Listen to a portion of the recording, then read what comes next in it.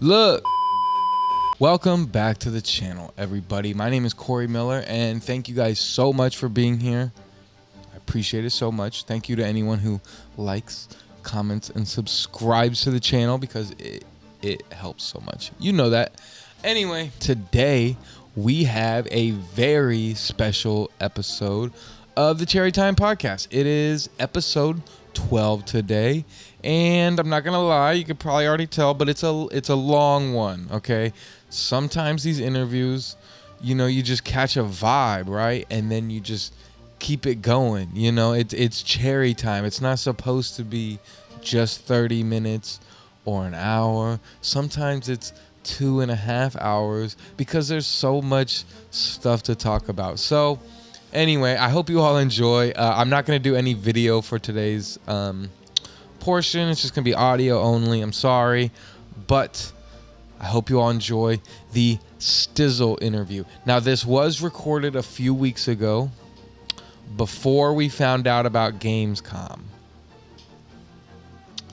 My bad. Anyway, yeah, hope you all enjoy, and Cherry Time. Welcome to the Cherry Time Podcast. I'm already recording, so we can just go ahead and get started. Okay, wonderful. Thanks for having me on. It's a pleasure.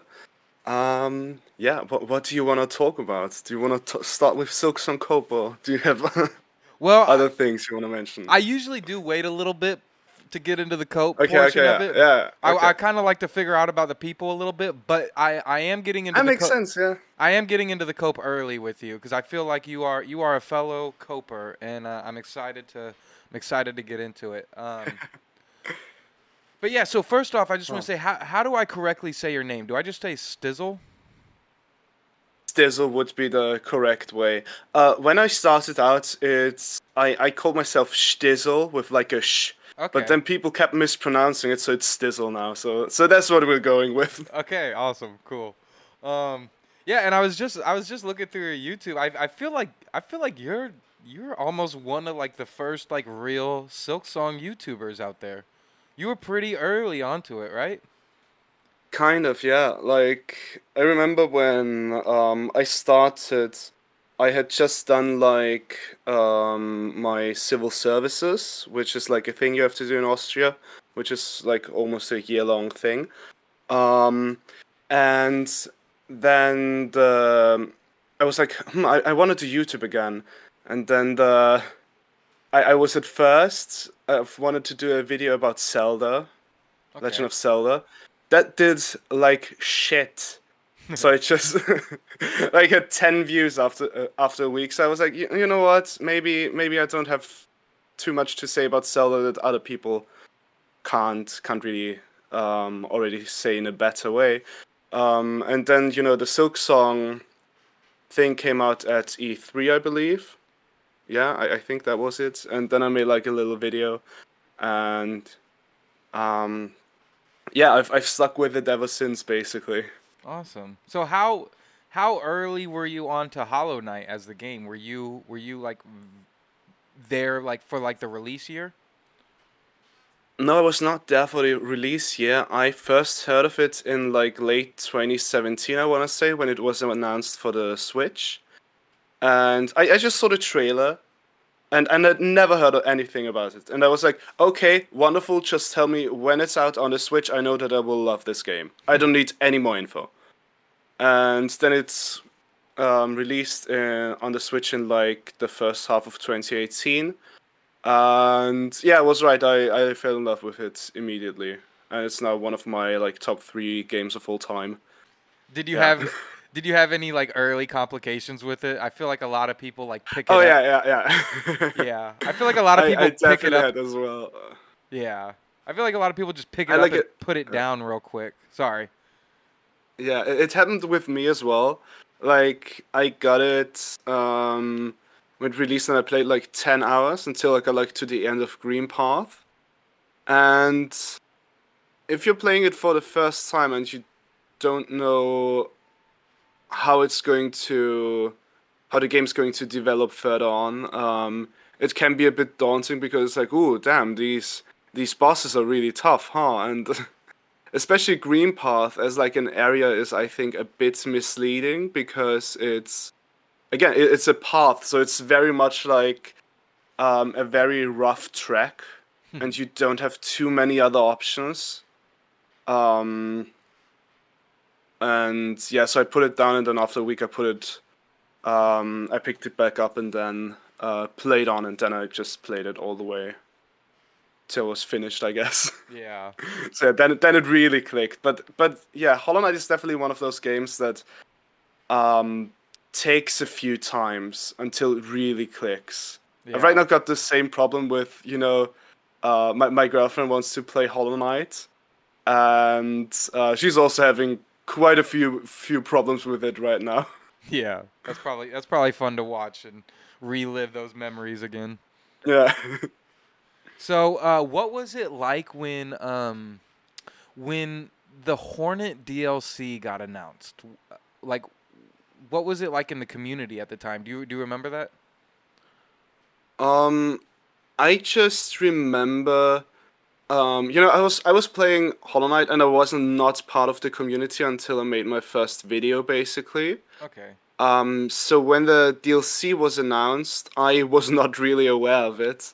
Okay. I just was made aware when the announcement trailer dropped, and then people were like, "Oh, this really is a game, huh?" And yeah, so that was fun. I remember also thinking like, "Oh, is this like a whole new game? Oh my God, this is a whole new game!" And yeah, Yeah. I've probably seen this announcement trailers. Not gonna lie, a good like 500 times because I've used it in my videos so often. I could Yeah. probably like frame by frame this. Uh, It's just ingrained but into the yeah, so brain now. what I do know from the early stages, of course, was back in the day, like in 2019, after the E3 stuff, like the whole community was like really, really set on like, is it gonna come out in 2019 or is it gonna come out in 2020? Like like there weren't other options at that point. Like I remember, um, yeah, that um in the Sanctuary team, which we started then around, I don't know when we started, but but there was one guy in the team who's like, no, Silksong will come out like not before the second half of 2020. And we were like, nah, you're so pessimistic. Silksong is coming soon. Oh my God, can you believe this man? Can you believe like uh, we were all up in his business like, nah, you're just being pessimistic for no reason. And it has now taken a bit longer. Uh, Yeah. so yeah, I think that's early on that Nintendo coming soon thing really shaped how we were viewing Silksong, and when it would and thought that it would come out sooner, and then afterwards when Leth reached out and was like, okay, no, that was not what we intended. Then it kind of changed to from like, oh, 2019, 2020 to, okay, we have no idea actually. Yeah. So I think that those are like my earliest memories around like Silksong and how it was perceived, I want to say. Yeah. Wow. So you mentioned the sanctuary, and that is basically a mod. I'm sorry, I'm not very like familiar with like PC stuff. I'm still just like a sad Hmm, console hmm. player, so I don't get all the bonus fan packs and stuff like that. But Damn. but would you go ahead and tell me about Sanctuary and kind of like how that started a little bit and like I guess what the process of that has been? Yeah, wonderful. Um, yeah, Sanctuary is a mod that we are developing for the Hollow Knight base game. Um, to anyone who is like really uninitiated, this means that you can just go onto interwebs and then download the mod and put it in your game basically, and then ta-da, there's more game. Um, yeah, and it's all started. God, I have the years mixed up. Was it late 2019 or late 2020? One of I don't know which one it was. It was one of the. It was definitely late something something. When our project lead and artist Tian reached out to me. I have no idea why he reached out to me. I feel like there's other people that were like more on paper would be a more like more experienced pick for something like this. And but he was like, hey, yeah, I watch your videos, and I think you know stuff about like law and stuff, and I would like you to do two things basically, which is help me reach other people so that we can get a dev team going, and also help me with the like law and dialogue for the sanctuary. I was like, hell yeah, that sounds awesome. And he already had like at this point he had already done a lot of the like artwork. Like at this point it was like still images. It wasn't sprites in game or anything because he's not like a programmer, but it was very apparent early on that he is a fantastic artist in like his own regard, and that he can really like emulate other art styles as well. Like I think that if you would show a random person like I don't know, 5 stills from Hollow Knight and one from the Sanctuary, and they haven't not played Hollow Knight, I don't think they could confidently say which one is from the original artist and which one is from Tian. Wow, yeah. Yeah, he just is really good, and then we got started. You know, we he made a lot of the art. He already had like a story outline, so I was kind of polishing that and thinking about all of these things. And then we put out a trailer at some point. I think was it early 2020 or early 2021? I have no idea when I did things. I'm getting old. Time is blending I together. did something in it was in the ancient times. I know that as much. It was 4 years ago. I see on my YouTube channel. So I think it was 2021 in that case, early 2021. I think. Yeah, we put a trailer out with like, oh yeah, we need some people to help us work on this mod, and then we got some people to help us work on this mod, and yeah, over the time, we did realize that it is really hard to work on something like this, because there are some things, some aspects of the mod that take significantly less time than other things. For example, I don't want to undermine my own work here or anything, but I think like thinking about like lore and story, like I can do this on my way to the grocery store. I can do this when I'm zoning out at university, you know?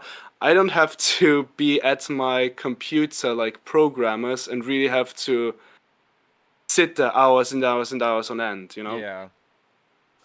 So what we were struggling with at first were like programmers and animation department and stuff like that, and it took us like really long to get some people going, to really stay on as like people who are like really dedicated to the project. How big is the And team that's at the moment?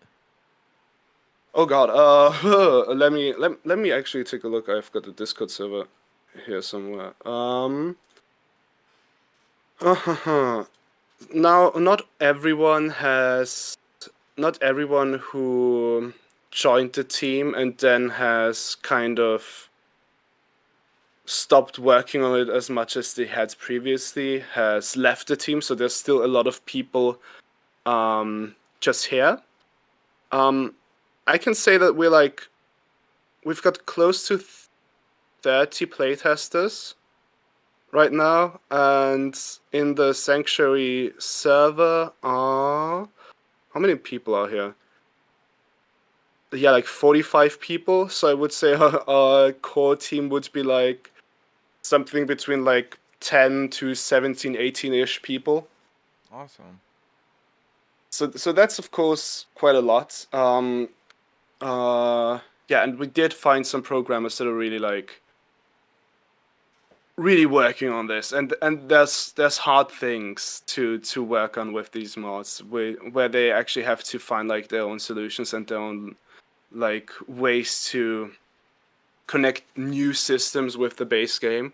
Mm. Um, yeah, but now we've got a good team going. And there's nothing to say about like the people we got early on that maybe didn't stay as long as we had hoped, or maybe didn't have as much time as we had hoped. Because again, no one's earning any money on this, so it's all in their free time, and life also happens. So people who maybe were enthusiastic at first, after like a year, I can see why for some enthusiasm about developing, might wane because it's like still ways to go. Yeah. So yeah, that was kind of a struggle we had, and that was when development kind of came to a crawl because a lot of departments we were just a bit lacking.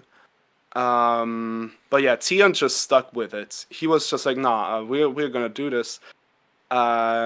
Because he's way less pessimistic in that regard than I was. I was like, damn, we've been working on this for how long, and we have not made good progress in like months and years. Damn, that's rough. But nah, he was like, nah, I'm gonna carry us to the finish line, and now we got a good team going. We're making good progress. We got a good idea of what the finished mod is gonna look like finally.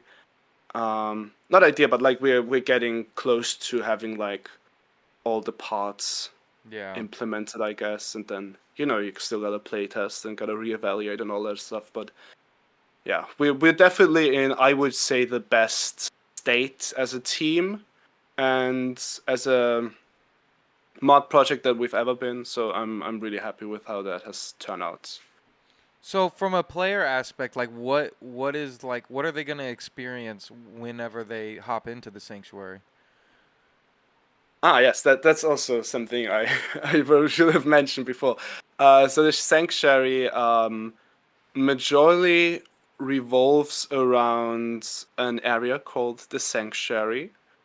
Um, that will be accessible just in by playing Hollow Knight and doing a specific thing in the world of Hallownest. So it's not like you have to select a separate thing in the startup menu or anything. You play the game and there's like a new character there, and then you do a thing, and then you get to the sanctuary.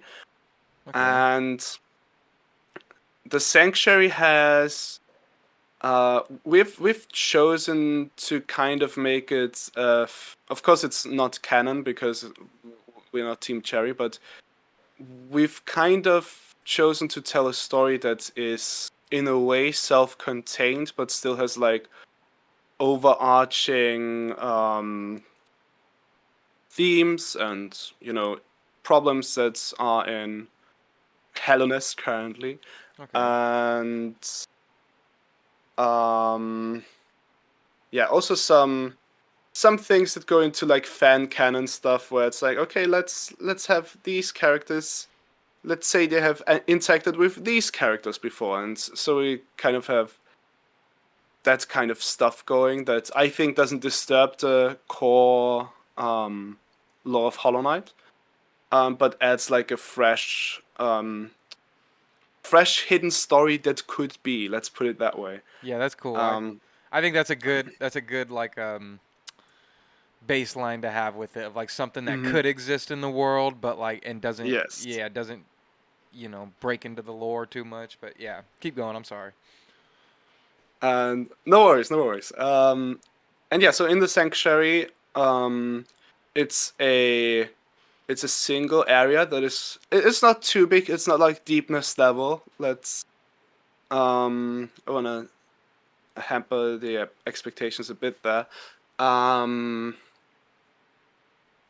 And yeah, you're just going to be exploring that. It's definitely like made for like late gamey stuff. So I would recommend going there with like all your notches and all your masks and stuff. Um, and yeah, you find out what's going on there. You fight some new enemies. You do some new platforming. Um, and that's not all there is to it because as we've announced in the announcement trailer for the Sanctuary, there are two other things that we wanted to add. The first of which were new charms, and the second of which was a skin system. Hmm. And I'm kind of getting ahead of myself here because I've got a Q&A coming up where I'm going to answer these Yeah. these kind of topics in a similar way. But I think it's no issue to also answer it here. And back when we announced it, it was kind of like, you know what, it would be cool if we could implement skins and charms. Yeah, that's a cool idea, and it is a cool idea. But like, how do you do that? Yeah. So that was one of the issues, right? Especially the skin system, because there's no skin system in Hollow Knight currently, and that's something we're still working on. But we've got it working kind of. So it's like we know how to implement it, and that means that there's like charms you can find, there's skins you can find, quite a few of them actually, That would be and we cool. wanted to have we have this we had this idea that we didn't only want people to find skins, we also wanted the skins to have like a a few like simple passive and active effects. Okay. So every skin in the sanctuary will have like um a little thing to it. For example, oh, with this skin, this charm costs one notch less, but these two charms cannot be used. Stuff like that. That kind Hmm. of enhances build variety a little bit. And I think that's also why I see the Sanctuary as a bit of like an expansion in the same sense as like Lifeblood was, or the Grim Troop, or like Godmaster. Um, because we don't only want to add more stuff that can be played in a vacuum, we also wanted to affect the main game later on. So, for example, in the Grim Troop, you do all of these quests, right, for to fight Nightmare King Grim and stuff. But you also got like Divine, and Divine sells you the unbreakable versions of charms, Yeah. which, as we know, like Unbreakable Strength is like a godsend. It's Yeah. a wonderful charm. So it's kind of affects how you play the game outside of the Grim Troop DLC because you take, for example, Unbreakable Strength with you everywhere you go, kind of. And we wanted to have a similar type of effect for the Sanctuary where the core content is there, and then you can use the unlockables to kind of have like not only a memory of what you did at the Sanctuary, but also like to help you move forward with some other challenges you might have left. And as we know, especially Hollow Knight, the whole Godmaster things, they tend to get tough. Oh yeah. Um, so I think it would be a fun way to um, kind of make things a little bit easier for some to have like a new option, but that doesn't feel like an easy mode. They Yeah. say like, oh, I'm missing like Pantheon 5. But I don't want to like cheat or cheese it or anything. And then it's like, well, if you do this other thing, um, you got it 2% easier. So I think that's kind of fun. Yeah, no, that's really Um, amazing. I've always wanted to like know what it was like playing Hollow Knight, just like the mhm. base version of it, and then seeing all the DLCs kind of get added to it. Because yeah, when I first played it, it had everything in it. So yeah, all that stuff was kind of just there for me my first time. And so I really do look forward to getting a Hmm. PC one day and being able to play, some of these, and especially this one, just kind of adding like a whole new way to play the game. That's what we're hoping. Is the, the reaction, the feeling when people actually get to play it. And yeah, one thing, for example, with the skin system, now you've got like the certain number of skins that's quite large-ish. Um, and now you've got the problem of like how do you integrate it into the main thing. And we kind of went a bit overboard. Or are about to go a bit overboard. um, because normally you could like have a vendor that was like my idea at first. Have like a vendor at some point, and that merchant is like, okay, just like late game geo stuff, Yeah, Because I was like, that's feasible. That's doable because you also got to look at like what's doable, not only what would be coolest. yeah, But what we're doing right now, trying right now, is to kind of implement the skins in a new mode. Yeah, so that's gonna be exciting. The mode, I don't want to say what it is right now. It's super duper broken right now, but we're working on that, and I think that could be really cool. Um, to have like a kind of way where you can unlock the skins in a natural way, I'd say. yeah, Yeah, but I don't want to say too much about that because it's that mode is still far enough from completion that I don't want to make any promises. But if it um if it comes into being as we have planned, then I think that would be very cool and a very good surprise for people. yeah. And so, when are you doing the Q&A you had talked about for this? Ah, yeah, I had planned to do it earlier, but Jesus Christ. I was just on vacation until yesterday in Spain, which was very, very beautiful. And thank And now God I've got the Silksong problem didn't that I've release got while you were like, gone. yeah, Jesus, I'm always scared when I'm gone without my laptop. Like, I, like people are probably laughing or like, oh my God, this guy. But like, I remember I was like a music festival, the Nova Rock, in 2022. Of course, that was when we got the Xbox trailer. 3 days in the entire year, I'm not near my laptop, and that's when we get the only other trailer.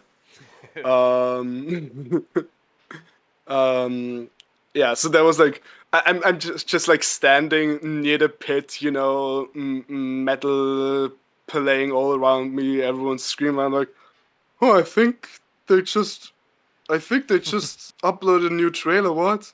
Was your Yeah. phone like blowing up or something? Yeah. Oh man. um, Yeah, but yeah. I saw your tweet last week, and or when right before you went Mhm. on vacation, and it just got me Mhm. scared. I don't know. I was like, oh Yeah. God. I was like, we are just like potentially so close, and I was like, it's gonna happen to someone. I'm like, someone's gonna get the short end of the stick here, and they're gonna be gone. And Yeah. I just did an interview with Sky Panda, and Hmm. he's about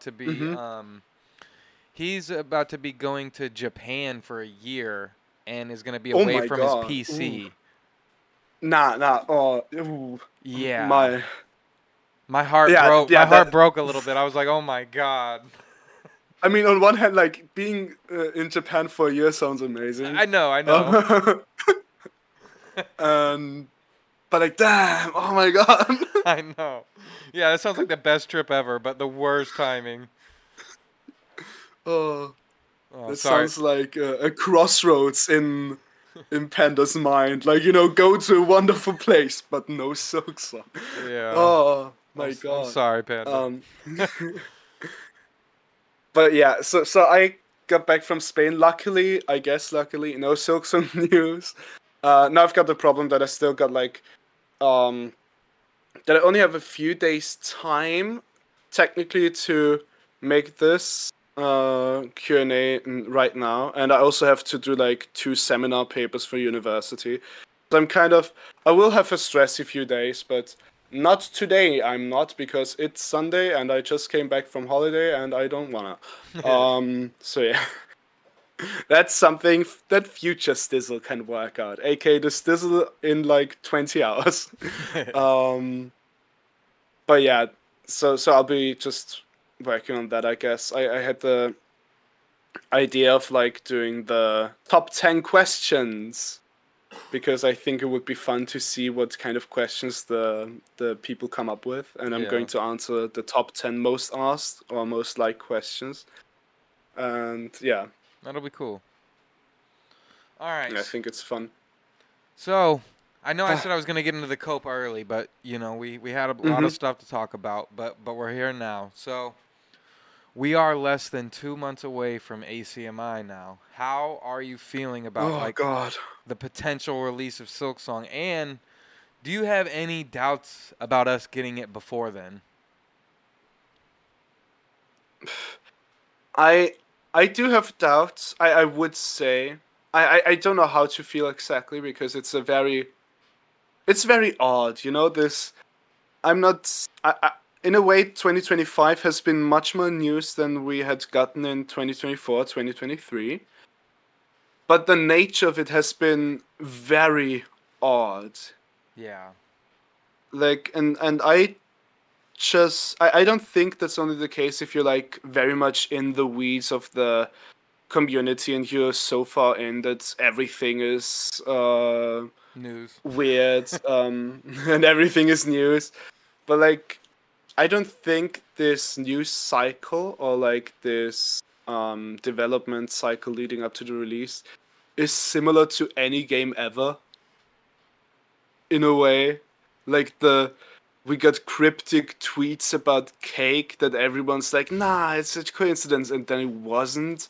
That was a All of this stuff, yeah. that was a question of mine too. Is yeah, if you thought that was a coincidence or did it have purpose? Because it's like that's still such a crazy situation. Yeah, nah. I think it wasn't a coincidence. Thank you, thank you. Um, yeah. I said it when I made my video back in the day, which was like, nah, he predicted the Switch 2 reveal, and if there's something on April 2nd, then we're gonna see if it was a coincidence or not. And not only did we get like a direct, but also a direct with like a bit of footage. So I don't know, case closed as far as I'm concerned.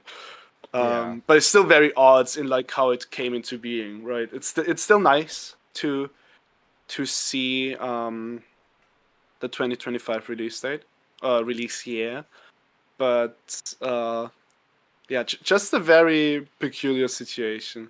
I'm not just because some people might take this and run off with it. I'm not mad or have like negative feelings about how these last few months or so have been.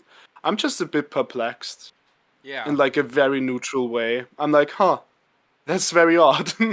yeah. um, but That, yeah, I try not to get too worked up emotionally about when a video game is coming out. I don't yeah. know.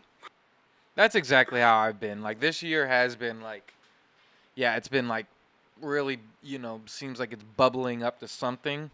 Um, but this year has also been the year to like humble me. As I'm still, I haven't been waiting as long as everybody else. But last year just did a number on me emotionally, and I had to Oh yeah. learn how to be like, okay, you know what, it's fine, and I've always been, because I mean, you know from working on Sanctuary and stuff, and anybody who's worked on some crazy projects like that in any type of field know that it's like, okay, you got to just let things work, cook as they should, and so yeah, it's never been bad feelings for any of this, and I think if it's anything, it's the most interesting rollout of any game ever, and Yeah. it's the power of mystery, and I think that's like the power of the game as well, there's like that, that is Hollow Knight in a nutshell, of just like this weird game that hmm you got to like learn on your own, and you got to kind of, I don't know, and yeah, you got to kind of I don't know, yeah, just dive in for yourself, and so I think that Hmm. like I think it's been very interesting. I think they are doing something amazing, and I just have no doubt that when it comes out, people are gonna be like, "Wow, okay, this is why." Yeah. I think within the first 15 minutes, something's gonna happen in Silksong that people are gonna be like, "What the hell? Oh my God, this is why we Yeah. waited." But yeah, with Yeah, and ACMI, to actually answer your like question about ACMI, right? yeah, Um, I can see it not being there at the start because, of course, it's gonna be there. That's seems contractually obligated to be there, and like there seems to be like an agreement. ACMI is also like big on Silksong being there, but ACMI is not only in September. It also goes through October, November, December. I think it goes until the start of 2026. And as far as I'm concerned, they have not um, clarified or specified that everything is gonna be playable day one. I might be wrong on this because I yeah, know there's like opening night playing passes or whatever. But there could be a world where it's like, yeah, okay, we're Team Cherry, we're gonna be at this expo because we really like you guys at ACMI. But there's a chance that we will only be we'll have the game released in October, November. But you can have these sprite sheets already and kind of show off all of that stuff, and the real game will be there coming November, for example. I don't think that's the most likely thing. I think I'm still in the team that we will get Silksong before the start of ACMI. But the closer we get to the start of ACMI, the more this second option in my head becomes more realistic. Of like, oh, they never said we are going to be there day one with Silksong. yeah. I know. I literally woke Um, up like like damn near in a sweat like last week, and I was just thinking like, yeah, like why do we know it's before ACMI? This is exactly how I felt yeah. before June. I know June was like Mhm. Mhm. a big month, but like it was like May 20th, and I was like, wait, why do we think June? I was like, we have nothing exactly. And Yeah. and last week I woke up and I was just thinking, I'm like, this is gonna be playable in a museum. People aren't gonna get an hour with it. People aren't gonna get probably even 30 minutes with it. I don't think. Mhm. Mhm. To where I'm like, I do think that there's a way they can show off a whole Silk Song exhibit and not spoil anything for us. Yeah. And then that And just even if it's like playable, I feel like we know too little to have like such a to be able to pretend to have such a precise um conceptualization of what ACMI is and what Silksong's role there will be. yeah. Yeah, but we're Um, pretty damn close to figuring out what it is though. we're pretty damn close. The one thing is like, for example, Left has said that Silksong will release before holidays, Yeah. and of course they'll have like a release trailer with the release date and stuff like that. But and I know Leth also hasn't been like the most vocal about like just putting news out there. Um, but I'm like,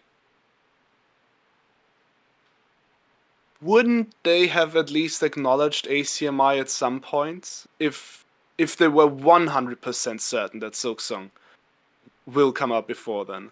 Yeah. Like if it was just like an open book, yeah, ACMI is saying it's gonna be playable, so 2 + 2 is 4, aka Silksong is gonna be out by then. That's why we'll retweet it on Twitter and be like, yeah, you'll be able to play Silksong there. That's cool. We love ACMI. Haha. Support these guys. Um, I do think they I could be think they, scared yeah. of drawing the wrong attention to ACMI though. You know, Yeah, that's been I a get fear of that. Yeah, mine as well. because like ACMI is probably looking at to have like some kind of like even proportion in their crowds, or like diversified crowd, and not only like Silksong wackos Yeah. going there, and then there's no one else there at the other booths, all of them crying, and there's like a 200-meter line in front of the Silksong one. Yeah, I think that's a good point. But yeah, I'm I don't want to make a 100% like, oh yeah, it's gonna come up before ACMI, Yeah. because at the end of the day, we'll know when we know. Time, in a way, to announce that is running thin. Um, I would like, let's say, I think the biggest chance, and something that will happen, I reckon, in the next few weeks, is a Nintendo I Direct was just for about the to Switch say. 2. They still haven't done a Nintendo Switch 2 Direct post launch. I think they were waiting to get Donkey Kong out of the way, which I've started playing yesterday when I Same. came back from holiday. Oh my god, the game's good. Yeah. I like at first I was I like am addicted. I like it. I was like, this is pretty cool. And then Hmm. it just started getting so sad. I feel like the more bananas I end up finding, I'm like, oh my God, just, ooh, banana. Yeah, yeah. I, I, I'm someone who didn't like Odyssey as much as other people. I still I haven't really played it. like it. Ah, okay, okay. But I think it has a few issues with like, okay, there's moons, like basically bananas everywhere, and it's hardly a challenge. And I think Donkey Kong Bonanza does it better, because you can always work towards skill points. Yeah. That's like short-term goals where it's like, oh, I'm not only collecting these things because I'm collecting them, but also because I'm working towards new skills. Yeah. Um, And it kind of leaves you with and you get to do what you want. Like if you want to make your yeah, Kong stronger, you can. You can sit around and collect more, or you can just kind of breeze through it if you don't want to. and I also like that there's like other types of collectibles. You don't necessarily always know what you're gonna get at the end of something. Like, oh, there's the different types of fossils, and all of these unlock new things. And I think they've just kind of ironed out the design approach they did with Odyssey. So yeah, I'm really enjoying that game.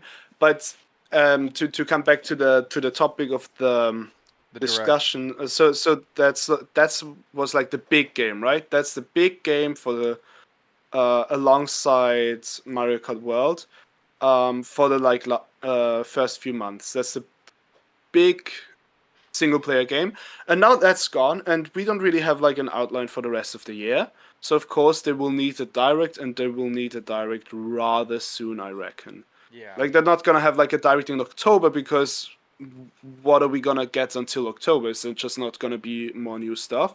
I can't really. I don't think that will be the case. So I Yeah. think we'll get a direct in the next 2 or 3 weeks, Yeah, if they had a and date I for think, Metroid, I yeah. feel like we could skip. If they had a date for Metroid, I feel like they could skip the direct now. But like, yeah, they don't have Mm-hmm. it. They don't have a date for that, or the Kirby game, and all they have is like, yeah, I guess Switch One and Switch Two games announced. So Mm-hmm. There's also the kind of worst case, which is like, oh, Nintendo just doesn't have a big holiday title except the Pokemon like cross-gen one, which would be rough.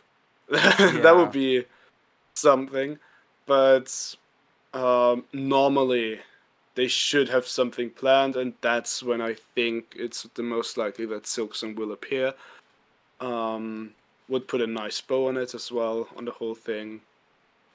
And yeah, Nintendo, everyone knows how much of a hot commodity Silksong is. Like the rogue thing, the rogue ally thing, is one of the most hilarious things I've seen, I think. to be like, oh, we've got this new handheld console, and no one's talking about the handheld. I have no idea what it is, by the way. I've not seen anyone talk about the handheld itself. I think I've seen a few people talk about it, like just Xbox people specifically, Okay, okay. but yeah, you're right. Like I wonder they had to have cut like a good check to Team Cherry to be able to use that as marketing, you know, because they are rolling heavy with it. Their website as well just showed off a new clip or a new frame, I guess, and Yeah. yeah, But there was something like I predicted in quotation marks that we'd get a release date or some more release info or a proper trailer at the Summer Game Fest and the following showcases that go alongside it. And I mean, we did get news, so it wasn't like 100% off, but like if you would tell me beforehand that this kind of news what would be the news we would get, I would not believe you. yeah. Yeah. um And to the credit though, like as strange as the news that we've gotten this year is, like it is kind of a feat for them to be able to, take an indie game like Silksong and make it the main oh yeah, marketing absolutely. for an Xbox handheld, and for Silksong for those 3 seconds to go crazy on the Switch 2 Direct, and I don't know if you noticed this. I ended up talking about this in a video, but the tweet about Silksong from Nintendo of Europe, that did more numbers than like anything Nintendo announced that day. Oh god. But it did it like by 200%. Like it was like a lot. It was like everything is getting Crazy. like 10K likes, and that had like 200,000 likes or something. Like it was that was the most powerful announcement that day of the Switch 2 announcement day. And yeah, and I just thought that it's like, wow, they're really like they're breaking like records with this game, And I think if you're like Team Cherry, that has to be like super scary. Yeah. Like, not gonna lie, that has to be super scary. Like, what do you mean you're not only like the hottest commodity in indie gaming, but like if we're like taking aside GTA 6 or something, like there's an argument to be made that Silksong is like right up there. Yeah. That's kind of With, what like, I've the been biggest, thinking too for a while, is that like there's there's not a lot of indie games that have done that, but I think Haunted Chocolatier could potentially be like that too, of just like it's almost like these sequels of these popular indie games that are like that are gonna be they're way more important than a lot of AAA games. Yeah. And the numbers it does is just ridiculous.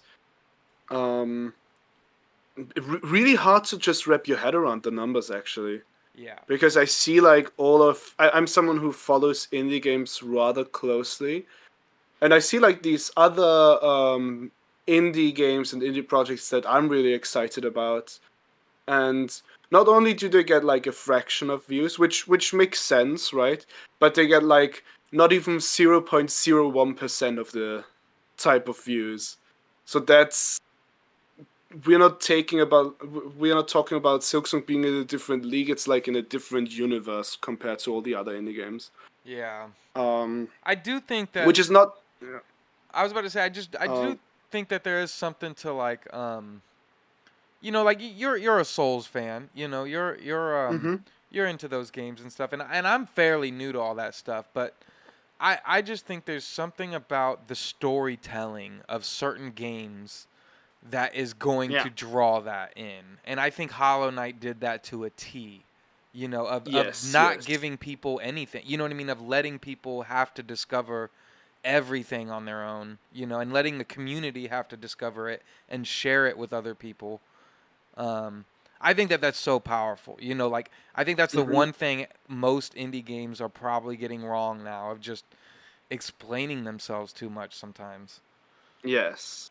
And also, I think it's not as simple as just not telling you. Yeah. But the things you're not telling also have to be complex and interesting and have to raise questions about the morality of characters and stuff like that. and FromSoft does that wonderfully.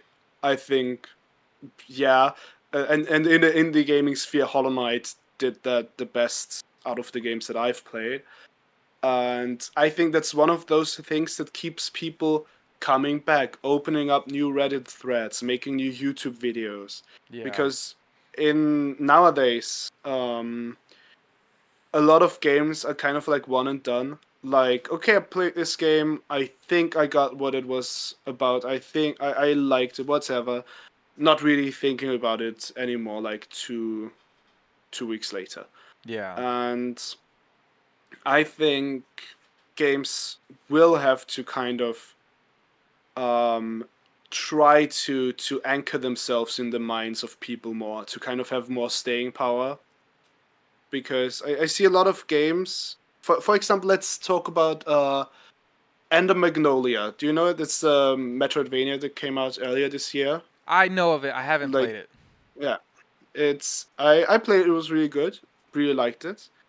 It has a similar way of storytelling to Hollow Knight. A bit more overt. Does it tells you a bit more openly. The problem with that is just that the underlying core of the story, there's just not too much to sink your teeth into. There's questions that are raised, for example, oh, what's happened here? But these questions do tend to have answers that don't require any more deeper thought. For example, I don't know, we don't know which person or which character did this thing. Then you go into the lore a bit and find out that was the character and he did it because he was betrayed. Okay, and so it kind of ends there. It's a similar way of storytelling, but doesn't go as deep. And with Ender Magnolia, I've seen that it was successful. It has like very good reviews and stuff, and deserves it. It's really good. But it also has faded out of the conscience of people rather quickly. I mean, I'm also not part of the like closer fandom, Yeah. but you know, it came, it was there for a while, it's gone again, and I think so many games have that problem. Yeah. And yeah, Hollow Knight um, kind of circumvented it with the way it tells its story and the way it's built its world. And it kind of goes hand in hand with how the game snowballed in success. Like, I remember I've a few numbers in my head. I think after 3 months or so, Hollow Knight had sold, I want to say 100 or 150,000 copies, which is good. Which is good. Um, and then by 2019, it had sold 3 million copies, Yeah. which is snowballing a lot at this point already. You know, you expect games to kind of flatten out, but no, this one gained momentum. And then I think Greg said it, that he thinks, and this is also due to Game Pass and stuff like that, that above 20 million people have played Hollow Knight as of now.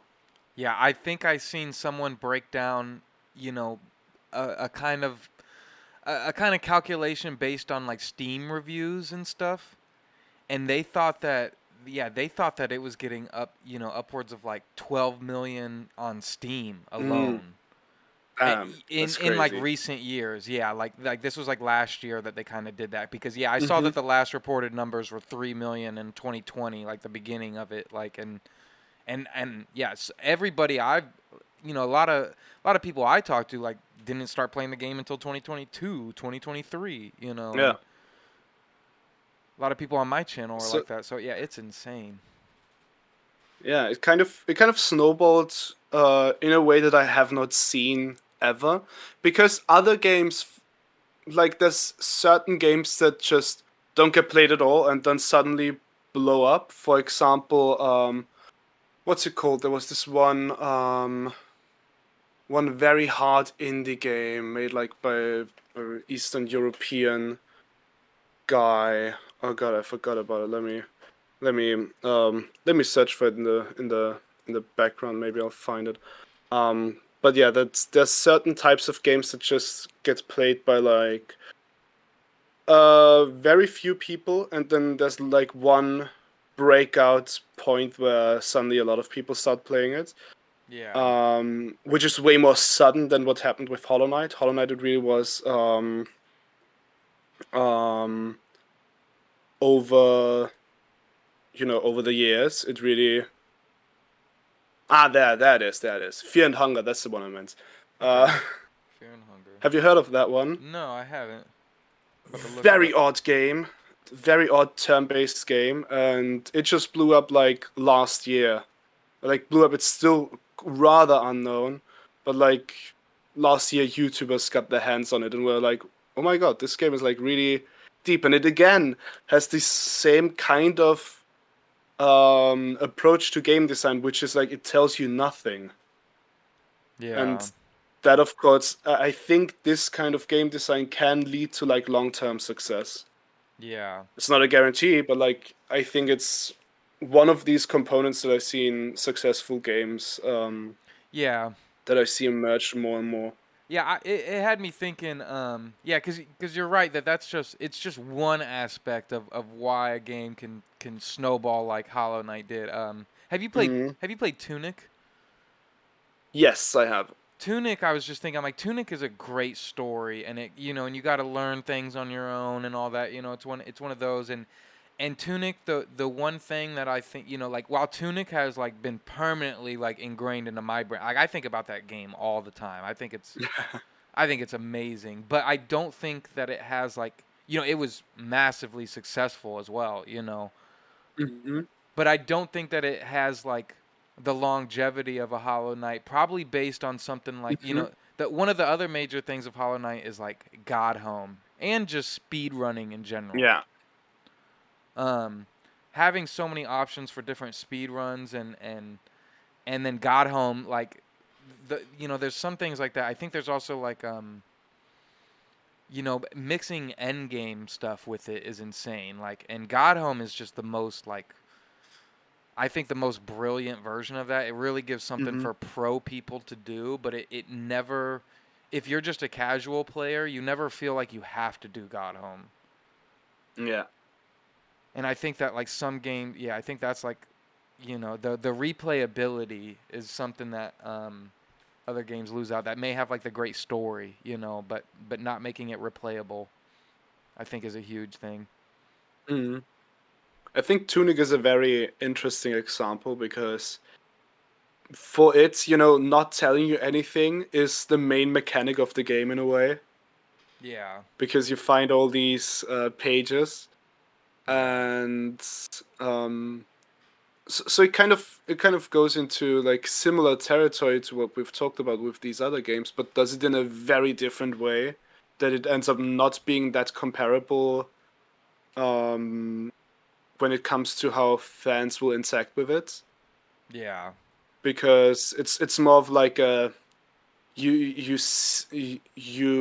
learn the game. Basically you learn how the world works and certain combinations of buttons and stuff like that, um and yeah, that changes how this game can be replayed. I think it would be fun to replay Tunic yeah. knowing everything. That's a I have not video. done so, but yeah. Yeah, that's a video I've been wanting to work on for a while, and I just never Mhm. started. Like, yeah, like playing those Metroid Brainyas like a second time, Mhm. and because I've never done Outer Wilds either, so I kind of want. I still need to go through my first playthrough of that. Ooh, Yeah, play Outer Wilds. I started it It's once, amazing. and it didn't click Mhm. right away, but I know it's like everybody's favorite game. Yeah, it's probably in my top 5 or 6 games, I reckon. Yeah, somewhere around that. It's amazing. Like if I could get a lobotomy right now, and play Outer Wilds again, I would. No, I wouldn't. But it would be cool to be able to play it for the first time again. Just Men in Black Flash. Yeah. So is Uh, besides Outer Wilds and Hollow Knight, is there any other games that you think have had like a huge impact on you? Ooh, oh my god. Of course, like for example, the FromSoft the Souls games I've found really interesting. Yeah. Um, for me, the gameplay has gotten so comfortable. Like it's in a way it's my comfort genre because I know how I want to approach these games, and I think the difficulty of them is you once you're really used to them, it's not that much of an issue, and it's not even that much of a like. It's not what keeps me coming back. It's more the just the atmosphere and the way you're exploring these worlds. For example, like Elden Ring is my favorite game of all time, and just above Hollow Knight. But I wouldn't say above. Like it's like if I had to give it a one, if I had to put one game in the one spot and another in the two spot, then that would be my ranking. But they're very hard to compare because of the scope and dev team and stuff like that. Yeah.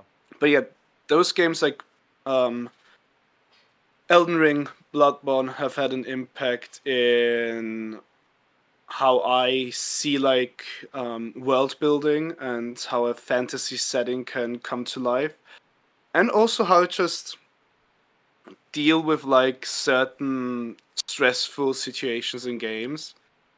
Yeah. Um, like it's Elden Ring is a Zen garden if you approach it right. Like it grounds you like nothing else.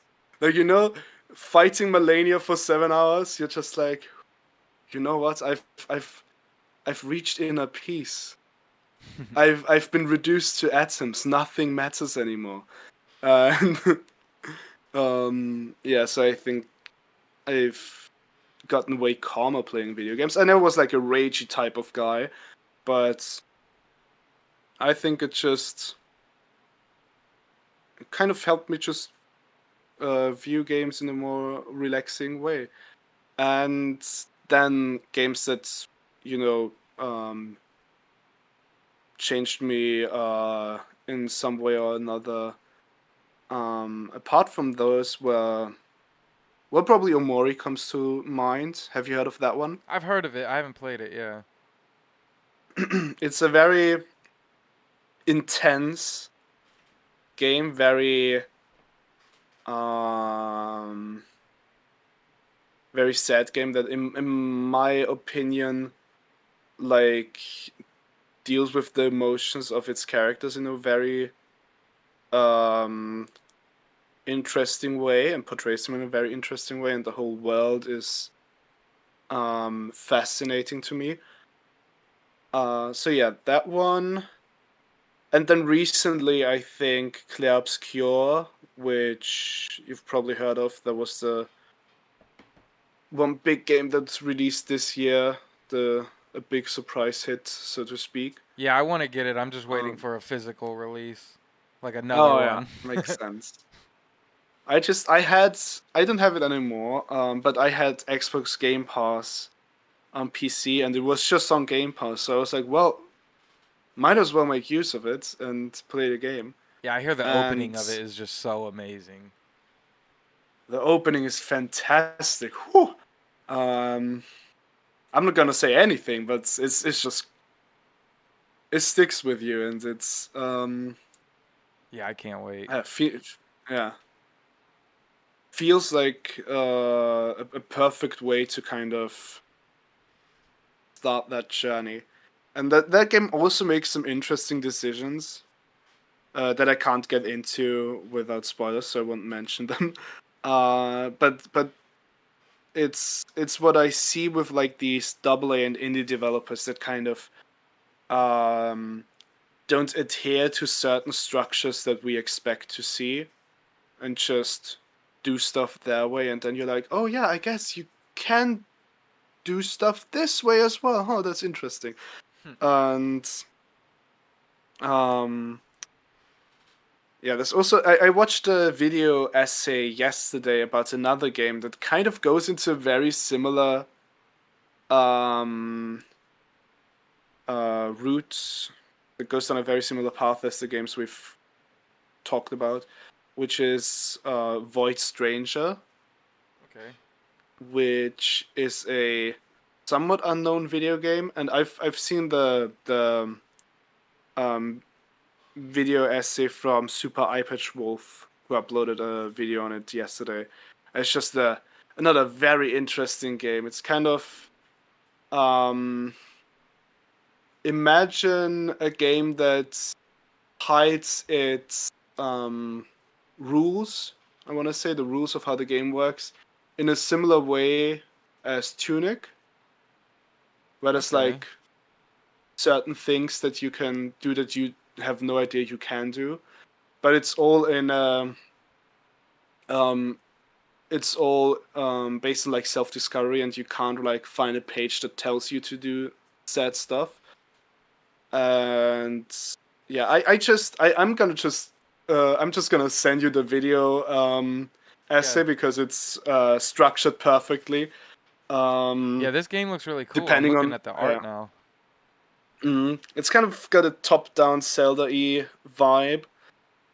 And yeah, the video essay from Super iPatch Wolf is also super interestingly structured because it's like, oh, chapter 1, this is for the people who just need to see if the game is for themselves, and then they'll jump right in. And then there's chapter 2 for those that need a bit more. And then if you watch the whole video, it's basically like, yeah, you're not gonna play the game by yourself, on your own anyway. You just want someone to tell you about the game. Um, but yeah, so there's kind of layers of spoilers in the video. Okay.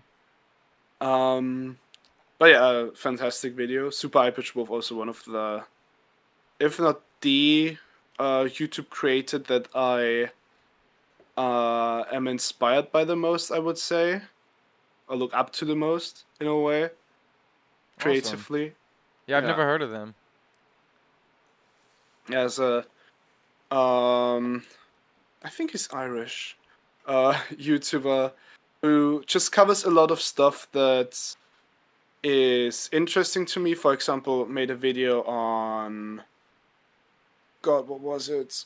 Oh, Berserk, which is one of my favorite, which is my favorite manga of all time, and was the video which got me into reading Berserk as well. And then there's other things that I have no interest in whatsoever that I still watch because he knows how to weave and create a narrative so well. I watched a like 3 hour wrestling video. I haven't I have no interest in wrestling, but he made it very interesting for Yeah. those 3 hours. So yeah, I recommend that channel. Yeah, that's all I watch is just video essays on YouTube, so I'm Yeah, excited. wonderful, wonderful. Um, yeah, and then I've seen on your channel, by the way, that you've covered the Little Nightmares. Yes. Yes, huge Little Nightmares fan. I Yes. made that's like Oh yeah. that's like one game that I've covered a little bit and then I like got like some views Mm-hmm. on and I was like, "Okay, cool. Like, this is great for me, Ah, okay, okay. Yeah. And some, I haven't done too much, but I'm very excited. And I'm very excited for Reanimal as well. Yeah, yeah. I was wanted to ask about if that was also on your radar, but yeah, both of those games. Whew, I'm excited. Like, Do you want to I would you think maybe it's. want to do a Little Nightmares 3 like playthrough in the future? Since that's going to be I like mean, a sure. co-op? Like, Yeah. yeah, that's gonna if that's gonna be a co-op. Yeah, Yeah, that could be that cool. sounds fun. Um, yeah, I think that game is very fun because, um, as far as I know, like some of the lead developers split after Yeah. Little Nightmares 2, right? And now are working on Reanimal. Yeah. And but it also seems like Little Nightmares 3 also looks really good. Yeah. So it might be one of those very rare occasions where it actually works out for both, which Yeah. normally there's like horrible things happening everywhere in the gaming sphere at all times. And like, what you mean someone split was able to make like their own game, and both of them are looking to be like successful games, and the third game in Little Nightmares seems to be like a a good continuation, not like a cash grab or anything like that. Yeah. I Yeah. I did watch the. Did you see the Little Nightmares showcase? Yes, I did watch it. I will say I think that they are definitely doing a lot with Little Nightmares now. It seems like they're going, Yeah. they got podcasts, they got TV Mm-hmm. shows, they got, comic books. But it does all look great, like, and that world is so cool. And I think that, like, yeah, I think that those people, like, amicably split, and even Mm-hmm. maybe I think they kind of left, like, some lore behind, like, here, you know. Um, I think there was kind of like a lore Bible that was kind of left behind that Mm-hmm. that they're kind of fine. You know what I mean? So I think that they were just, yeah, like Yeah. we totally have another idea that, is similar, but it's its own world. And so yeah, like, yeah, you're right. This is just one of the rare splits in the gaming industry that seems to work out. And again, we're talking about a game again that fits all of the games we've talked before with interesting worlds that do not tell you a lot about the game itself. Yeah. It's just those games just tend uh, to be for me and for plenty many other people like the games that you think about after you've played them. Like I played Little Nightmares 1 when it was like 2018 or something, and I'm still enamored by it. Look, I played Little Nightmares Um, 1 so badly because I don't know, I think I got it free on PlayStation and I accidentally mhm. played the DLC first. Oh, okay. So I did like that whole like the gnome story basically. And then did like yeah, it was bad. I did the the lady at the end, Mhm. and then I went back to the original story, and it was it was so not the way to play it. Mhm. But then playing Well, Little Nightmares, I guess it's not the worst way you can play it, right? Like I think it's not the intended way, but it's a way that probably helps make sense of some of the stuff in Little Nightmares 1 base game a bit better. yeah, yeah, it made like the whole game sad, like Yeah, knowing how it yeah. was gonna end. Like the first one, I'm like, oh god, I already know. Like, oh man, but then playing two, like two, I got to play after that and was pretty blind. I was blind to it all, but two just really broke my Mhm. heart at the end. Two was Oh yeah. such a powerful game, and it's like, what is going on here? And And 2 I think had some of the best like set pieces. Like I think yeah, all of the levels, quote unquote, are like fantastic. yeah, Like the hospital one is like so scary yeah. The in a school way. getting running through The the school, yeah. hallways. Uh, but yeah, wonderful games. I'm very excited for like the third one.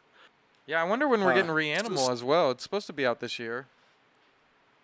then I guess like that's spooky game season, would be also October, but I'm not sure if they would like be like, okay, let's release both games in the like same week. Yeah. Then So then maybe it we're gonna get then it might actually be some beef then. yeah.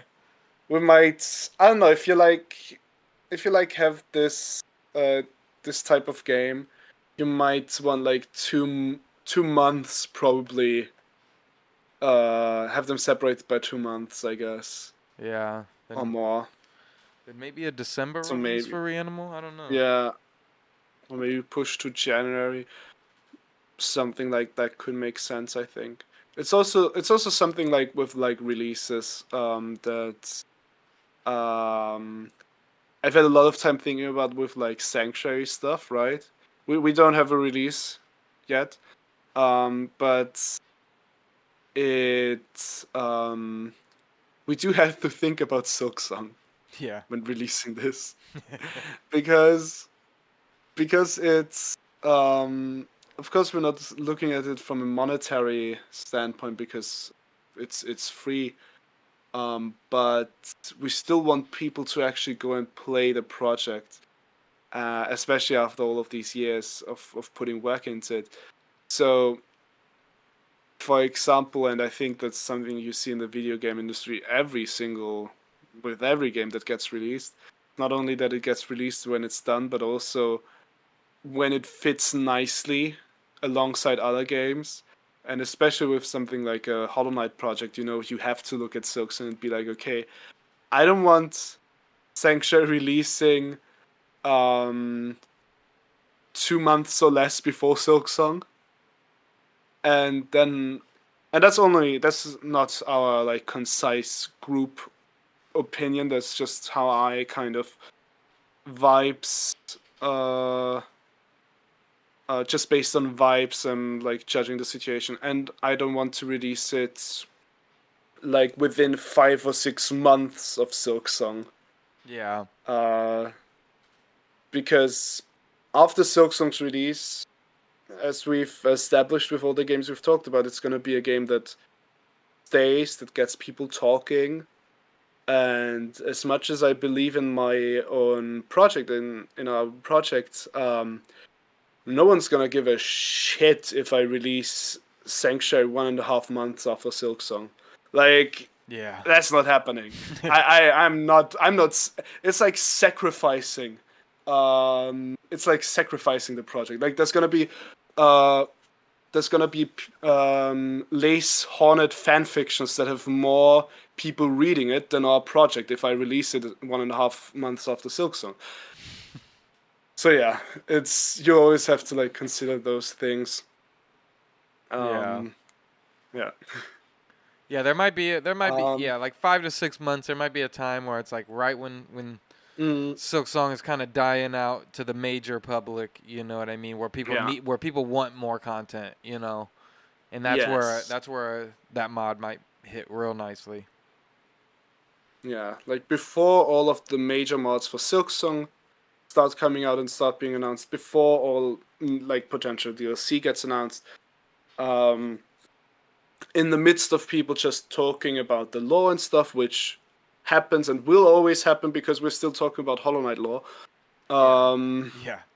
The beauty of it is uh, that when Silksong comes out, because of this wait, there's going to be and this isn't the beauty of it. This is going to be an unfortunate thing, but is that there's going to be a huge amount of people that are like Hollow Knight's better. You know what I mean? oh yeah, It's gonna be a large crowd of people like that, and so there still will be a huge fan base for Hollow Knight, no matter yeah. what. I will probably make the most annoying "it depends" video of all time with like a inflammatory. Which is better, Hollow Knight or Hollow Knight Silksong? And surprise, the answer will be it depends. Uh, except if one is really, if Silksong somehow uh, is not as good for some reason because one of the systems just doesn't work well at all. For example, I don't know. But normally, you would go into these games and be like, yeah, it just depends on if you're looking at more of like this kind of experience or this kind of experience. But it does, like with Silksong, um, the expectations are insane. Like I don't think there's any way that Silksong can fulfill the expectations of people. Um, in a fitting way. I think it still might be as good as people will hope it will be, but people have so many misconceptions or thoughts or hopes about what Silksong is or will be, um, that I think people will be disappointed. Not because it does something bad, but it does something differently than the version of Silksong they have made up in their mind over the last 5 or 6 years. Yeah. Yeah, I think just unfortunately the way the internet works, like I think Yeah. even if people love it, you know what I mean? I think people are just going to want to say, "Oh, this wasn't worth the wait for the jokes." I think they're gonna try to Yeah. be edgy, and you know what I mean. It's gonna be more of just I'm just trying to be different, and Yeah. that's just gonna be it's a whole wave of that anyway. But one thing I kind of breezed over earlier that I wanted to ask, it was one of the first questions I had wrote, but Mm-hmm. You made a video. It was the first video I'd ever seen of yours, and it was talking about sequel versus prequel. Ah, yes. Where do you stand on that today? Do you still stand on the it's going to be a sequel? And I don't know if you fully leaned into that, because you were it was kind of a it depends video in that too, but Yeah, I love doing these kinds of videos. yeah, that's what brought me back to that question. Uh, I was like, oh man, I uh. forgot. He's the it depends guy. Oh No, my no, no, god. no. That's No, YouTube. no. That's how you're a good Yeah. YouTuber. It's just that's how university ruined me, because it's like every question doesn't like there's no question that has a simple answer. There's always like, well, you gotta spend 20 hours of research only that you can be less certain than you were before. Um, Wonderful stuff. But 20 hours of mine, I mean 500 hours. Um, but yeah, I still think Silksong is a sequel. I think it makes the most sense because Silksong otherwise, if it were a prequel, it otherwise could run into a problem of retroactively having Hollow Knight make less sense. If we go like, okay, why is Hornet behaving like this? Why does she have these kinds of powers but not these kinds of powers? All of that stuff. And one of the bigger counterpoints was that there's multiple endings to Hollow Knight. There's an ending where Hornet is sealed in the Black Egg Temple. How is that gonna work? Well, they could just work with one of the endings. I don't think a sequel can work with one of the endings without making the other endings non-canon. It's just they choose to explore this canon version of the events. So that's my opinion. What do you think? Do you think it's going to be sequel or prequel? In between quel? I have heard that people think serious comments back in the day that think Silksong is an in-between quel. Which means, Yeah, I was I about to say, kid you what does that not, I mean? kid you not, I kid you not, it means that people think, serious comments again, serious comments, that people think Hornet gets captured after our fight in Green Path and is back again Wow. in time to fight us in Kingdom's Edge. Wow, and that is why she has the tools. That's why she has the doors. Oh my god. I'm like, oh. Look, I love that theory. I've never heard that theory. I was rewatching the sequel versus prequel video right before this interview, Mhm. and there was a comment in there talking about like, oh wow, it's amazing how in like 30 years we're still going to be debating if Silksong was a sequel or a prequel. And I was like, I like this idea better. And going off of our conversation today, if they could leave us confused by the end of Yeah. Silksong, that would kind of be brilliant. Like if they kind of Mhm. lead us into thinking it's a prequel and a sequel and never clarifying, I think that they would be genius. So I really hope that Yeah. somehow they do that. But I don't know. I've always kind of hoped it was a prequel for some odd reason. I think I have a personal preference Okay. of it being a prequel, and I don't know why. Maybe it just would lead into potentially more story, but Mhm. I don't know. I don't know if we'll ever get a Red Dead 3 as well either. So, I think um that it won't. I don't think Team Cherry or like Silksong will give us a 100% concise answer. Um, for example, like we won't have Hornet saying, "You know what, character of Farlum? This really reminds me of my adventures in Hallownest, which is where I was last week, and where I met this weird vessel, and we did like a whole lot of stuff and killed God. well, Haha." well, she does speak I this don't. time around. So, Yeah, yeah. But I don't think she's gonna or like they're gonna tell us like that. But I think it's gonna be an open question for us to interpret. But I think this one's a bit too big of an essential question that You to think be they need completely to? left unanswered. I think there's gonna be enough hints for us as the fandom to figure out as almost 100% certain as we can be that it's either a prequel or a sequel. Yeah, yeah, you're probably right. So, do you have a plan for anything special for your channel on release, or like, what is your plan for when it does release? Um, my plan it's been odd because like as someone who's made like Silksong videos for a long time, you would expect them to have like an insane haha everything is gonna change, and I want it to be like that in a way, but I don't have anything planned out that much. I do just want to make a normal ass playthrough, like a blind 100% playthrough. I Yeah. want to do that. I want to have that's the only like series I've planned is that I make. Hopefully I can do it that I can upload a video per day, about an 30 to an hour long video, hardly any cuts.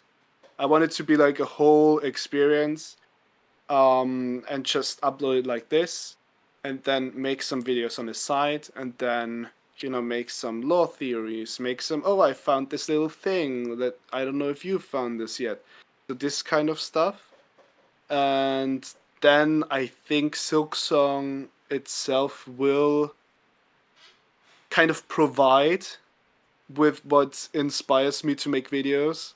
Oh, Like I'm if I'm sorry. like, oh yeah, you got a soundboard or something? Yeah, I was literally just wiping Oh dust yeah. off my thing, and I accidentally Uh, hit it. I'm so sorry. um, no worries. And um, so yeah, I hope that Silksong provides kind of the inspiration I need to be like, okay, you know what? I think this aspect of Silksong is something I want to do videos on. And so there's not too much set in stone yet, just whatever I want to do at the time. And once mods are developed enough to do all of that stuff, I do want to make a similar or want to start a similar series that I've just started with Hollow Knight, which I don't know if you've seen this. I recently ish like 2 or 3 months ago made a video like searching for the search for Hollow Knight's last secrets using mods, Yeah, I did which see is a that. video. Yeah, so yeah, which is a to those who are uninitiated, which is a video where I kind of take the camera anywhere I want and look at Hollow Knight in a 3D space. I enable and disable textures. I look at like what file names are called. I look at all of these things to kind of get a different perspective, not only on how they made the game, but also on certain questions, for example. And I think that's probably the favorite video my favorite video I've done. Um, and I've had a lot of fun doing this first one, and I still gotta continue with the Hollow Knight one because that was only the first area, and there's more than one area in Hollow Knight. But I think something like that for Silksong is something I would really like to do as well. Yeah, that would be fun. Yeah, And then it's always been a thing with like being doing YouTube is that I don't have that much time to do YouTube. So what you see on my channel is like 20% of my ideas, yeah, probably, because I um feel that. yeah. For example, the search for Hollow Knight's last secret's probably the most time intensive video I've made, which was the video where I was like, nah, you're not gonna cancel this one. You're gonna actually go through with it. It's gonna be great. It's gonna be good. But it's a long project, and many of my ideas would be these kind of long projects. And the other types of videos you see on my channel are stuff like frame by frame analyses, or like Team Cherry's 2000 Day Silence, simple, either frame by frame stuff, or like shorter video essays that I can do in a short amount of time. And then, of course, the Silksong news video stuff, which is kind of like me sitting at my laptop and being like, oh, I could start doing like this one project I want to get started on. And then it's like, oh no, there was like tiny Silksong news. And I'm like, well, might as well. Yeah. So it's kind of odd because at the end of the day, I'm not someone who I don't dislike my own videos or anything. I like all of my videos, but what you end up seeing are not necessarily all of the videos that I want to make. Yeah, I I end up totally agree with that. half of my videos end up being videos where I'm like, yeah, might as well I've got a couple of hours, let's go. And like only only a handful of projects in like survive their infancy basically. Yeah. Yeah. No, that's exactly how I feel about YouTube. I've always felt Yeah. like I'm like, wow, I've only put in like 10% of what I can actually do on one of these videos. Like if I could just Mm, have the time to, to really dive into stuff, but it's like, yeah, life is just always in the way, but yeah. I've got a quote. I don't know where it was. It's like one of the Beatles, I think. It's like John Lennon or Paul McCartney. Something like that. Or was it Dave Bowie? One of those old guys. It was like um something like life is what happens while you try to do other stuff. yeah, that's interesting. So it just kind of always gets in the way, and it's just That is a you great rarely quote. ever have the yeah. You rarely ever get the. I probably botched the quote too. It's probably more nice sounding. Um, but yeah, it's a problem with all of like creative projects, Yeah. and I'm like someone give me just $10,000 and a year. Give me 10. Yeah. It's all I need. It's all I need. Yeah.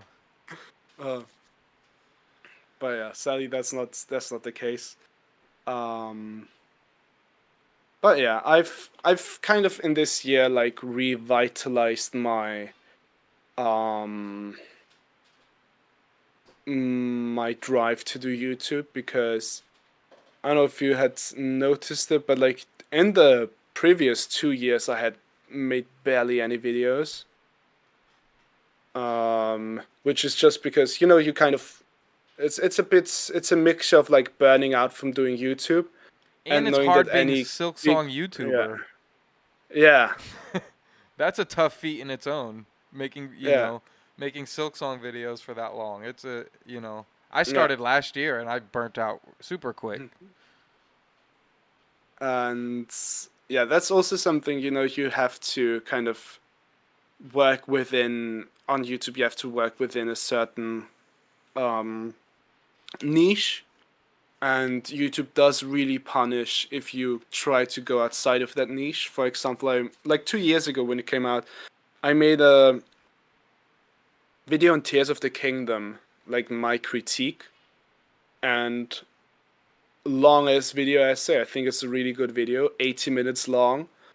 Took me a long time to cut this. Sits at 1,000 views. Not what you would want. Yeah. Not because I'm so desperate for views. I want or I'm money hungry.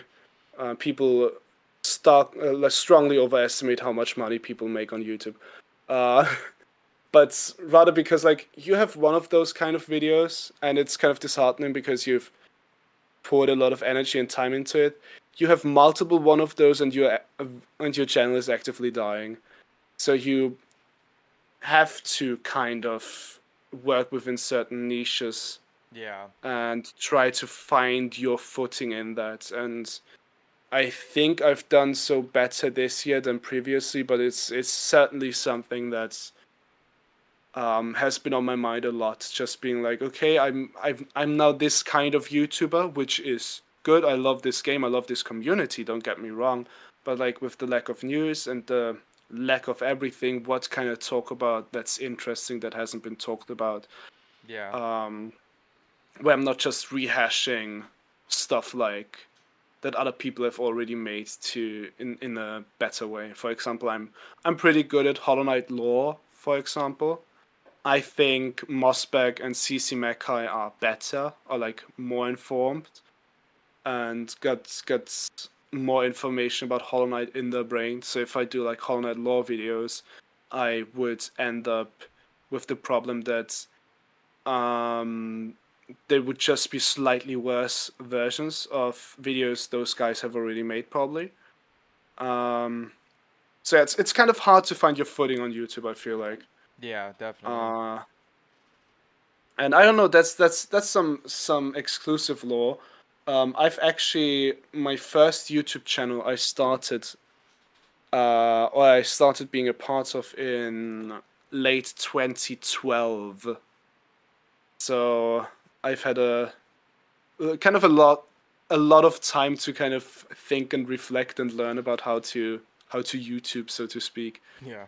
Um, yeah. So um, yeah, it's just in general like being trying to do something creative is hard, especially in a like algorithm focused world. Yeah. Uh, Yeah, it's always tough when you put out those videos and like, okay, this is like, if YouTube would just shine a little light on this one, it's like people yeah, would enjoy this. It's not about the views, but it's yeah, about knowing that this is of quality and yeah, it's like, wow, people, but yeah, I've had my fair share of those already, and even I've had one that it was like, the first day it got like 12 views, but then after like a week it went up to like mm-hmm. 1,000, and I was like, okay, wow, Oh like damn. that's, and for my channel that's great, but um I think there's some fighting people can do through YouTube, but I guess Yeah. also it's good to maybe just like start multiple channels as well. That's something I think about a lot because Mm-hmm. I'm like you as well. It's like I bet you have ideas for all different types of Yeah. content that are maybe not even all video game related, and Mm-hmm. sometimes I Mm-hmm. think like, okay, like, you know, yeah, maybe there's ways to just, yeah, take those especially those quicker, easier ideas and just keep doing other channels and stuff. Yeah, I've also had that thought, and I have not like I wanted to do like a Souls channel, and but then I'm like, because all of these Souls like videos they would also like take a lot of time because there's so many Souls like YouTubers that you would have to put in a lot of time for it to be something that is more than just another Souls like channel, you know? So Yeah. I've been holding off from doing that. I have made a second channel. It's not even a second channel. It's me yapping, which is called Stizzle Loves Tennis Way Too Much and has like 8 subscribers, which is fine because all I'm doing on this channel is in front of every slam, which are like the biggest 4 tournaments in tennis. I'm just doing a prediction of the tournament, and that's it, because I want to get my thoughts out there. I just record myself for 1.5 hours. I don't even cut the video and I upload it. It Yeah. is wonderful. Yeah. So I'm saying, yeah, there's definitely like I see all different types of channels, and I kind of do appreciate doing that. Yeah, like quick, like okay, I know I can edit this. I can just talk. You know what I mean? I don't even have to edit too much. And I think about how to start those second channels that are just maybe easier to Hmm. maintain while I can spend more time on my main. But it's so hard to break away from one channel. Yeah, But yeah, and yeah, again with like for example, um, I've always also struggled with doing like a timeline of when I should do stuff. For example, now I wanna have one seminar paper for university done until the end of next week, and I also have to do like the whole Q&A video until the end of next week. And then I have to do another seminar paper, and then another one, and the last one's really big. And I want to do like the second part to the Hollow Knight's Last Secrets Using Mods series. And then probably like Silksong, some kind of news drops at some random ass points, which is like, okay, I guess this day's gone, and I'm making a news video instead, which is fine, which is fun, but it's like, and then life happens, and I have to go to the dentist. So it's you're no stranger to this. It's just it's always nothing ever happens as you would want it to. Yeah. But yeah, it's still fun. It's still fun doing YouTube. I wouldn't be doing this if it wasn't fun. It's just very complicated. Yeah, a lot of variables. Yeah. Yeah. Is there anything that you're currently playing right now that you've been enjoying? I guess outside of DK Bonanza. Yeah, I mean DK Bonanza has been great. I think I'm gonna just have a lazy night just playing some more DK today. I think that would be fun. Yeah.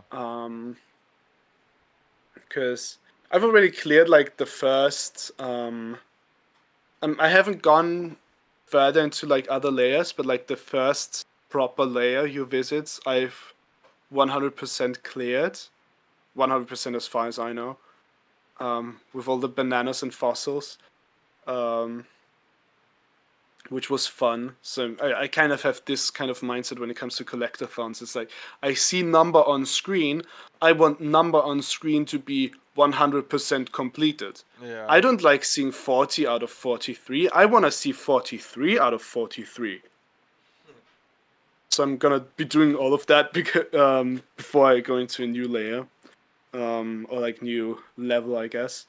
Yeah, and otherwise, the one game I keep coming back to, which is the game I have the most playtime in out of any game I've ever played, is a tennis simulation game. Because I've got dual screen, right, like on PC, and that's the perfect game to have like a video essay or TV show on the other screen. Yeah. Because there's no dialogue in tennis. I'm just hitting ball. And yeah, that's been fantastic. Especially for someone like me who's like I'm really into statistics. Like, not on a mathematical level, but on like, oh, I love seeing like, oh, this person won against this person 10 times out of 12 times. Let's see where, how, and when, and why. And the tennis game I'm playing, it's called Tennis Elbow 4. Wonderful title. Small indie game, but with a dedicated, even smaller modding community. So the problem with sports games is always like licensing, right? Yeah. Like, it's always like, oh, okay, you only have like 200 soccer players. Well, that sucks. Who cares? And of course, that game has no licenses whatsoever. But the good thing is, it has a mod. And that mod adds every single male and female tennis player of the last 55 years. Every single one. Oh, it's on console. Like, too. we're talking at... I said it's on console too. That's on console too, I think, yeah. And the mods are also on console because they're integrated into the main game. Oh wow. So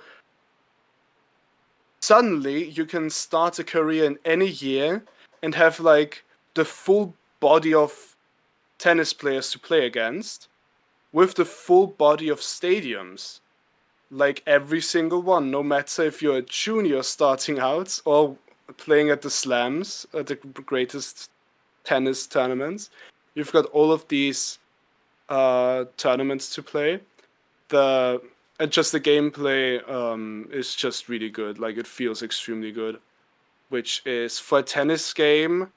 Like I assume you have never played one of them, because they're very niche, but I it's played very some hard to really get the feeling retro right. tennis games. Ah, okay. There was It's really right. Uh, I was about to say there was no, like continue. this franchise like Outlaw Volleyball and Mm-hmm. Outlaw Tennis on like the original Ah, Xbox. okay. That's Oh, that. wow. Yeah, that's my tennis experience in video games. And it's very hard to get like a um proper gameplay feel for that, right? Because tennis, I think, lends itself to kind of trying to do a few shortcuts when it comes to developing. Like you can either do like a whole physics system which reacts to spin, bounce, and all of that stuff. Or you can be like, well, if you tilt the controller to the right, it just lands in, let's say, this area, and we add some kind of like percentage where it lands out, and maybe some kind of like rough area where it can kind of spray to. But let's just say it lands there. Meanwhile, in that game, in the game I'm playing, you can really um, make every shot imaginable, and it makes sense in a physical way, which just is not the case in other games. Um, yeah, so that's fun. And other games I've tried also struggle with like the realness of it all, because tennis is a rather quick sport, like point in, point out. Yeah. Um, so like, okay, how do you program that you can return a serve that's 230 kilometers per hour, which would be like 100, I don't know, 145 miles per hour? How do you program that? You don't. You make the serves come in slower, which is what a lot of video games do. But this one kind of has like a bit of a auto movement system that you can turn off if you want to, which is when the serves get too fast. It's kind of, as soon as you put an input, it kind of corrects the input slightly enough that you have a chance to get to the serve in a good way with good positioning. So all of these kind of systems, which are very complex, which is like, okay, you're putting all of that effort into a game that has like what, 40 players on average. But yeah, I'm happy with it because it's a great way to turn your brain off and just play one or two matches after a long day. Yeah. Yeah, you always need those wind down games. Yeah. But yeah, what are you playing? Are you playing anything apart from DK? I just rolled credits right before DK on this game, Pippi Strillo and the Cursed Yo-Yo. Have you heard of that? No, let me look it up. Pippi? Yeah, yeah. Pippistrello. Pippi Strillo. Strello. Ah, okay. Yeah, have you heard of Mina All the right. Hollower as well? I've heard of that one. I have not heard of Pipistrello. They both I feel like Ah, are kind Pipistrello. Ah, it's an Italian game. I see. of Okay.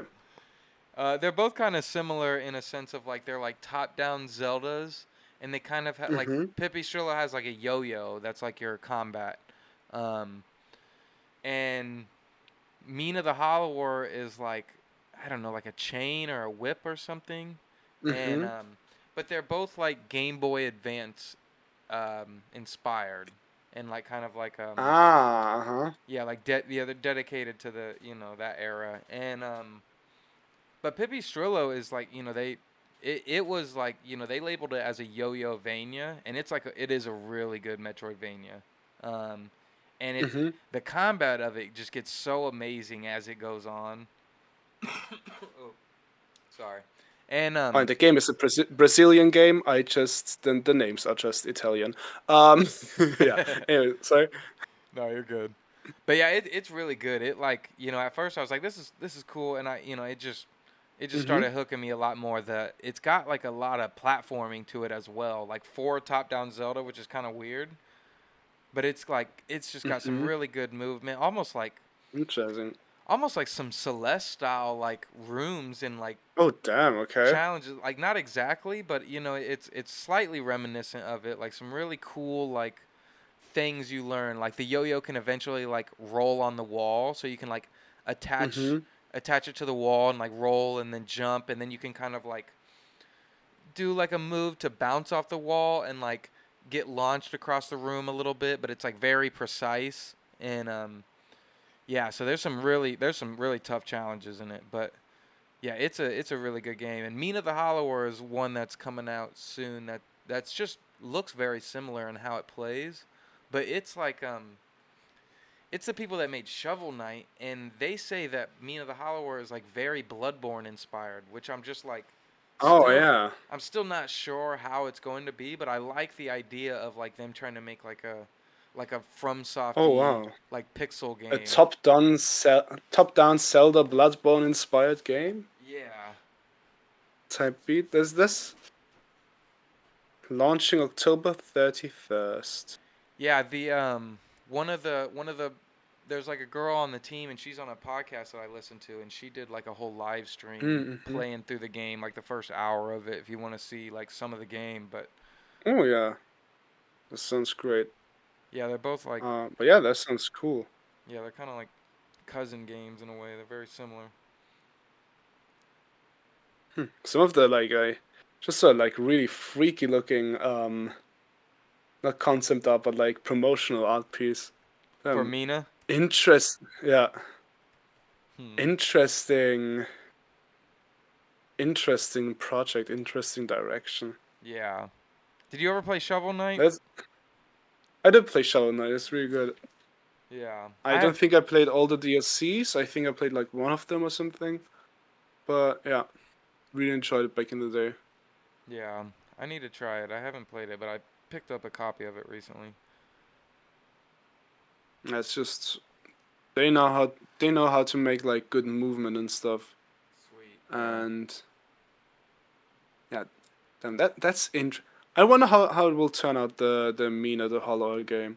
Yeah. Like I think that's trying a lot of stuff that I don't think that's one of the beauties of like indie games, right? Like that's stuff that I would not think of Yeah. when making a game. That's stuff no corporation in hell would ever think of. But a group of indie devs were like, hell yeah, that's what we're gonna make, and that's why we're getting so many unique games. Play indie games, everyone. That's Yeah. that's the play cool and unique games. That's the like through line of this episode, I guess. Um, but Yeah. yeah, I'm all for stuff like that. Yeah, they've been working on it for a Um, while too. hmm Like what else has Yacht Club Games brought like released? I don't It I was don't know of Shovel Knight. anything. All yeah, damn. It's literally the first game since like except Shovel Knight Dig, but like first proper game after Shovel Knight, Yeah. like outside of Shovel Knight. And they That's did keep crazy. it they did keep it like fair. I think Mina was a Kickstarter game. I think they ended up doing a Kickstarter Okay. even after Shovel Knight's success, but Interesting. yeah, but they kind of kept it under wraps for a while and just kind of On February 2nd, 2022, a Kickstarter campaign was launched, which raised 1.2 million US dollars. wow. That's good. Um, yeah, but that's how we like the game's probably gonna be quite ambitious, I reckon, because they're good developers and they know how to make games. Yeah. Um, but like if we look at this, it raises 1.4 million, and we're like, hell yeah, that's a lot of money, and it is. But like after tax and stuff, that's not as that much money. And Yeah. if you compare to like the insanely bloated um budgets of like big AAA games, I'm like, hell yeah, indie games change lives and make like incredible stuff happen with like a fraction of that budget. Yeah. Not saying I've had this conversation recently with my girlfriend that's back in the day, like 10 or so years ago, I could more see where budget was going, like on a okay, that makes sense type of level. Um, for example, like I don't know if you've seen Game of Thrones, but like the first seasons, and I've seen a bit of it. I've seen a bit of the first yeah, season. like it has like a budget or had like a budget of like 10 or so million, 10 to 20 million per episode. And I'm like, yeah, I can see why. Like they've shot this at historic locations. They've made it all look extremely pretty and stuff. And now I see like these, I don't know, like the newest Marvel movie, which has like a budget of like 700 million or something crazy like that. I'm like, where? Yeah. What is this money? Where is this money going? Yeah. I can't make sense of it. I mean, I can. It's going into the mostly into pockets of either higher ups or like the biggest, most well-known actors. But it's just something that I think is an indicator that the bubble is going to implode. Yeah. Like if in to go back to like AAA gaming, all of these games that are like still have long dev cycles and just come out on like what was it, Concord or something that had like hundreds of millions and millions on it, and they just banked on it like being this next hero shooter or something, and nobody wanted to play it, and now they've um put it off the shelves or something. And Yeah. like how can on a business level and on like a everything level, I'm like I feel bad for the developers who worked on that game because they probably still worked their asses off. But I'm like, there's such incredible amounts of mismanagement. Yeah.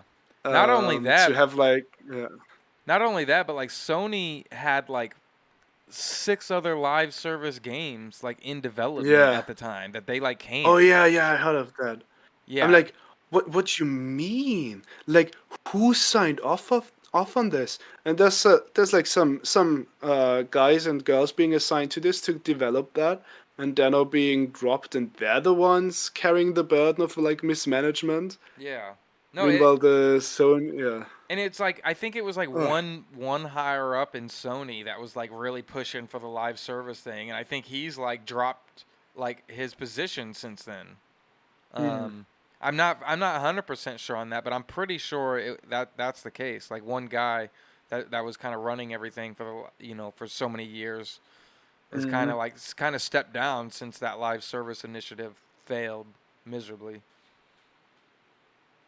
It's always um such a shame because like this one guy or like guys like him, they then kind of ruin in quotation marks the lives of like tens of thousands of people Yeah.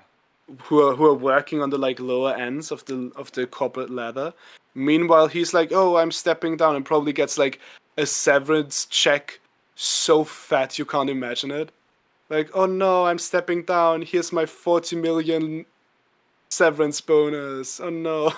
Yeah. uh, it's yeah, the AAA gaming industry is just due an implosion of sorts. Yeah. Um, When there's Claire only like a handful. Yeah. Yeah, when Claire Expedition came out, I just was thinking, I'm like, what, like, because these guys were like old, like what Ubisoft devs or something. Yeah. Yeah, so I was just thinking, I'm like, why doesn't like a company like Ubisoft or something, like anybody, see what happened here with Claire Expedition and think, okay, we have 300 people, we have 600, however many people they have, let's split everybody up into 20 teams or 10 teams, and kind of just make all these like Mm-hmm. individual teams and be like, all right, everybody just Yeah. start creating. You know what I mean? And then you have a pool of 10 to 20 games that are being actively developed on by way smaller teams with all those resources. And, you know, 3 of them are bound to be somewhat of a hit, you know. Yeah. Like And I think there's a future of gaming that could be so cool, you know, and I think like, you know, I do also see like a future where like, you know, and it's probably so like this probably wouldn't work either, you know, but like I wish like indie teams could somehow like collaborate with like the big gaming companies, mm-hmm, you know, mm-hmm, and like, you know, I love that the Blasphemous team is doing like a Ninja Gaiden game. That's the first step. mm-hmm. That's like the very first step of it. Um, but it's also scary for them to like contractually tie themselves to companies.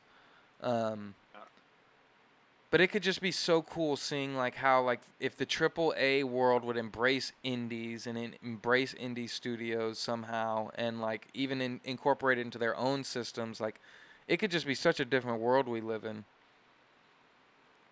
Yeah, and I think especially like we've seen a lot of like wonderful indie stuff. And now with like Clair Obscur, which is like more of like this double A type Yeah. developer, you know, not quite tiny.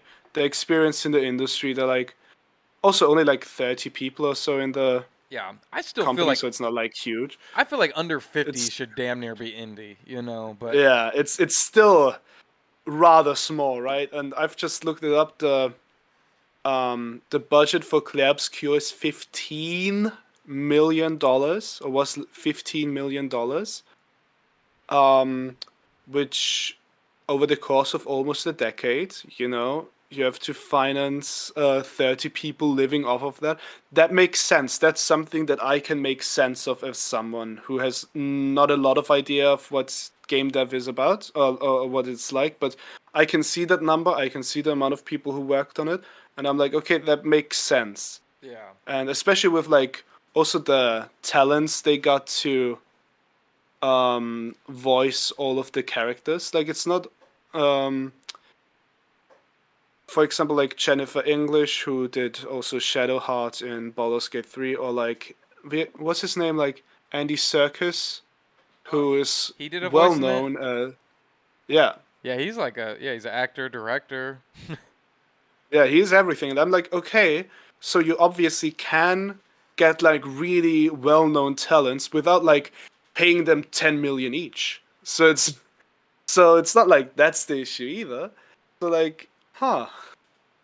It really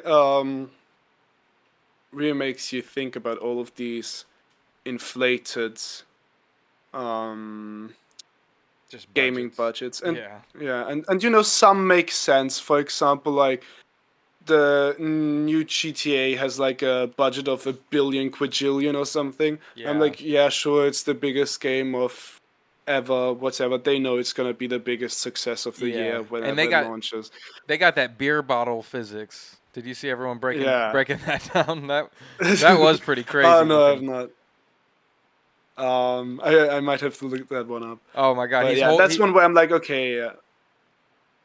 I was just about to say he's holding like a six pack, and they show like Mm-hmm. bubbles in it that is so insane looking, and it's Ah, like such a tiny because damn. it's like such a tiny frame, Mm-hmm. and the bubbles of it, people just zoomed in so much on it, and they're like, wow, look at these bubbles. They're like, this is where the Ah, budget is. hell yeah. No, like that's also something where I'm like, okay, they've worked on this like for 10 years. There's like thousands of people involved. Like the Yeah, core development team is probably 1,000 people strong, and then you've got to outsource all of this stuff like localization, voice, like all of these things, you know. And there's the CEOs and high ups that are gonna take their own share and more. But that's the one where I'm like, okay, we all know it's gonna be a huge success. It could turn out like as a mid or bad game, and it would still be a huge success financially because of the name. It's like that's like one of the 2 or 3 names that can afford this budget without like too much, yeah, without it being a risk basically. yeah. Um, I think they could put out 3 of the worst games Yeah. ever and still be Yeah. successful. Yeah. But then when I think about something like the Sony thing, where they're like putting hundreds of millions into some kind of studio, making some kind of game, which is supposed to be the AAA, I'm like, do you even know who you're making this for? Like on a theoretical level? Yeah, they had a live service Yeah. game called like Carnival Games or something like that. Jeez. Yeah. Yeah. And then also with Sony, like, their Spider-Man's probably one of their best games that they've had in the past like decade, you know, and they have to pay out so much money to be able to like use like Oh yeah. to use those characters and stuff like that, to where like they're not like when that Insomniac leak came out, it's like they're not even profiting, you know, like that much of it, and they Jesus. have to keep paying every time they make another game. They have to keep paying more, you know. Like the price just goes up each time. So it's like even one of their most successful games is like, you know, hurting them in the back end. Oh God. Yeah. But yeah, that's why we're into the indie games, you know. Yeah. And there's of course like great AAA games. Yeah. FromSoft is Coming out, and the great studio. FromSoft. Like they seem to That's really, the one. yeah, they seem to really have their When it head on comes their to shoulders. AAA, I basically only trust in quotation marks FromSoft, and most like Nintendo first party games are also gonna be good. But apart from that, I I don't stay clear of AAA games, but I'm like super cautious. You know, never pre-order, never do all of that stuff. Wait until reviews are out. Wait until you see if that game's really for you, because especially with like the inflated price tags of like $70 or $80, um, it's harder and harder to like justify a purchase of a game that you might have not liked that much. So it's like you gotta be sure that you're gonna like the game, and for me that's only basically only FromSoft, where I'm like, okay, once they every single player FromSoft game, single player Souls-like game, I'm getting day one without looking. But that's only because they've been on a run of like 5 or 6 stellar games. Yeah. So one more random video game question. What do you think of the Dusk Bloods? What do you think that's going to end up actually being? Oh my god, I thought I was having a stroke when I saw the trailer. Like I that came after the Game Awards, where they announced Night Rain, right? And Night Rain already felt like a I went to the toilet during that premiere and came back and saw Elden Ring on the screen. And was like, what the fuck's happening?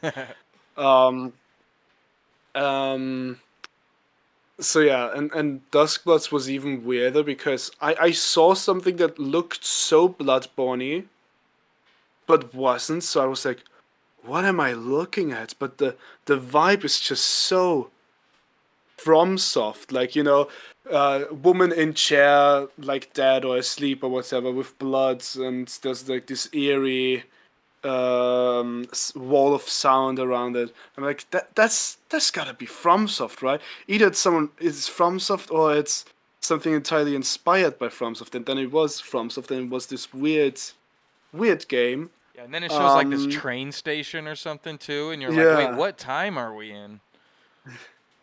Apparently, when according to like some developer interviews, it's like not fixed into like a certain time, but like different maps or something have like different vibes to them. Yeah. Like, it feels odd. It's super odd that it's a Switch exclusive. Yeah. I reckon it will not be a Switch exclusive forever. I think it will be one of those timed exclusives. There was a rumor of that already, that it wasn't going to remain a Switch 2 exclusive, but I don't know how true that is. I feel like that's one of those when like, nah, it's gotta come out to other console as well and PC.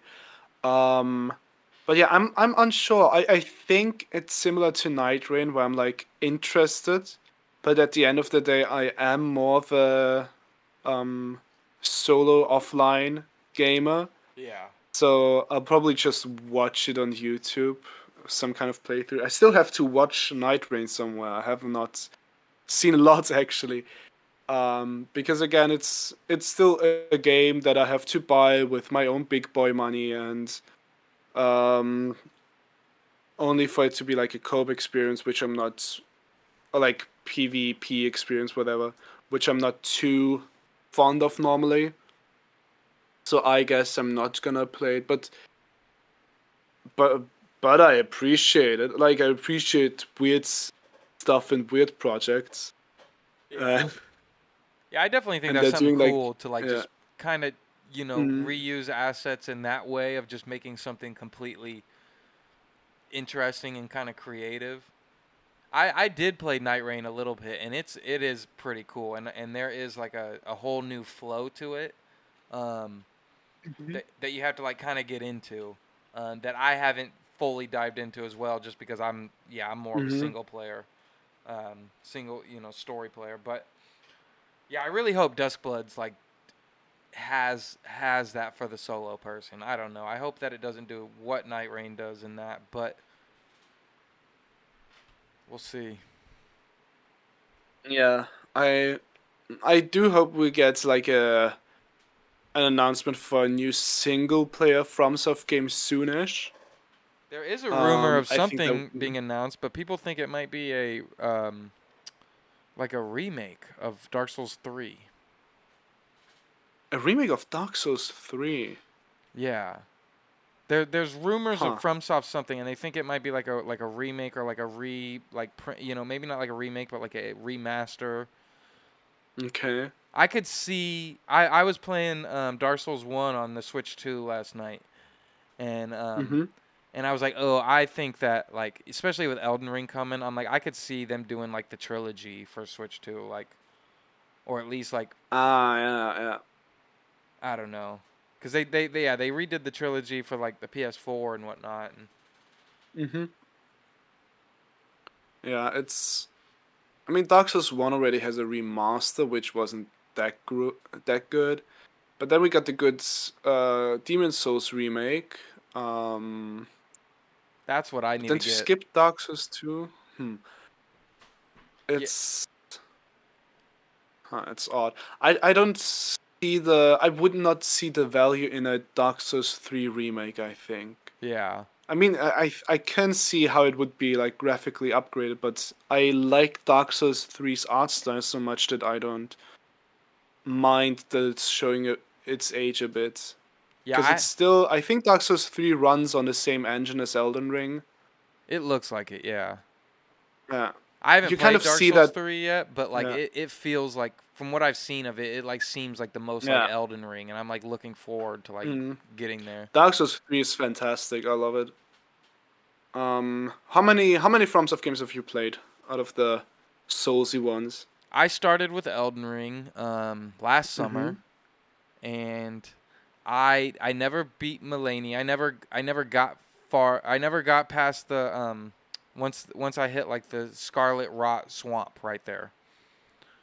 And Ah, okay. and then I got to the final boss, like the Elden Beast, and I've probably played Mm-hmm. him about 10 times, and then I haven't played the game since. Um, and I ended up moving on to Dark Souls 1, and I started just falling Mm-hmm. in love with Dark Souls 1. But I play them Ah, very okay. slowly. And Dark Souls 1, I did the same thing. I got to Gwyn. Blighttown. Ah, okay. No, no, no. Yeah, I liked Blighttown. Blighttown wasn't as bad to me as people made it out to be. I hate Tomb of the Giants way more than Blighttown. Oh yeah. But Tomb of the Giants, especially first time around, is yeah, horrible. yeah, I couldn't stand it. I gave up right there. I always give up and I put it down for like a month or two and then I come back. Um, but I got to Gwyn and I gave up too. And now I've been playing Bloodborne And I got to night, and Mm-hmm. I was so into Bloodborne. Bloodborne I had been trying to play for like a year now, and I was just could not get past the opening of it. Like, I'd just be so scared Okay. of Souls games for some odd reason. And there's like this certain point where I'm just like, I'm not scared anymore. And then I just breeze through the game until I get to like Like scared of the difficulty or like of the I get what part of it? anxious once someone starts Okay, chasing me, okay, and then okay. like once two people are chasing me, I'm just very Oh anxious. yeah. And that's Yeah, it. okay, the first Bloodborne area is the one open place, Yeah.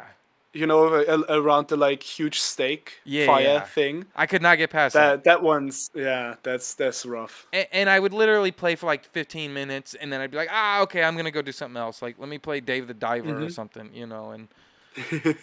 but then Bloodborne, like once I find, like I told myself, like I'm doing it. I don't care what I gotta do. Like I'm figuring this out, and I pushed through. And then Bloodborne like really did hook me. Like I knew everyone loved Bloodborne like somewhat the most, Mm-hmm.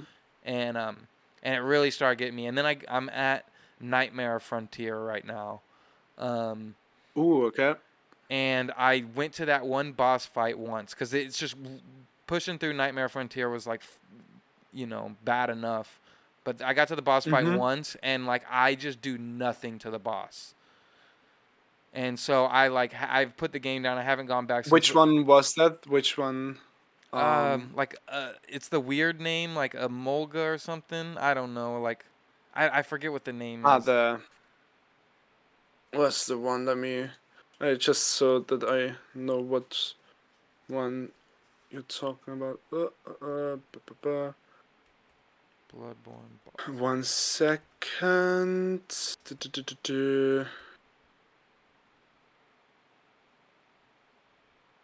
The Uh, Mergo? yeah, Ah, amygdala or whatever. Amygdala. Okay, yeah, yeah, yeah. Yeah, and I just Oh, do you wanna? what's up? Okay, so continue, continue. I was about to say I just swung at him like a couple times, and I like was doing like eyelashes off of his health, and I was like, oh my god, I can't do this right now, and I just haven't gone back to the game since. Yeah, But I think about it every day. Amygdala. I think yeah, the probably the beefiest of the main game bosses when it comes to HP. Do you know what the amygdala is designed after? No. The amygdala is designed after the amygdala.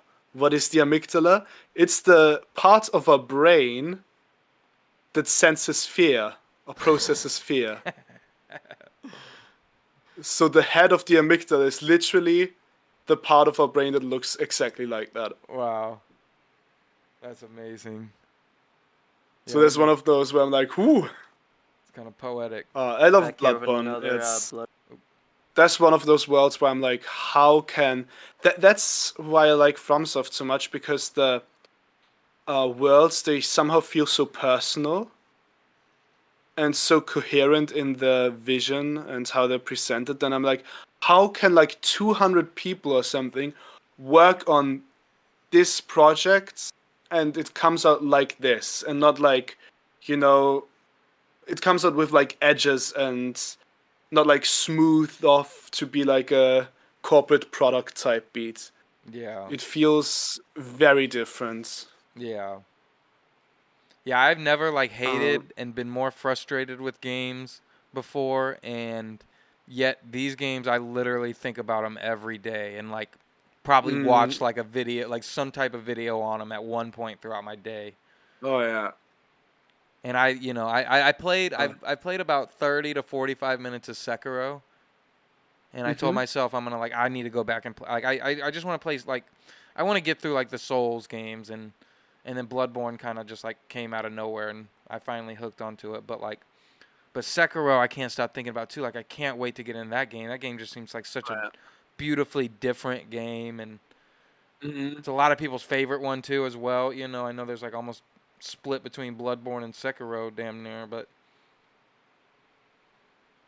Yeah, I'm like, for me it's like the top quoted is Elden Ring at number 1, which is my number 1 game of all time.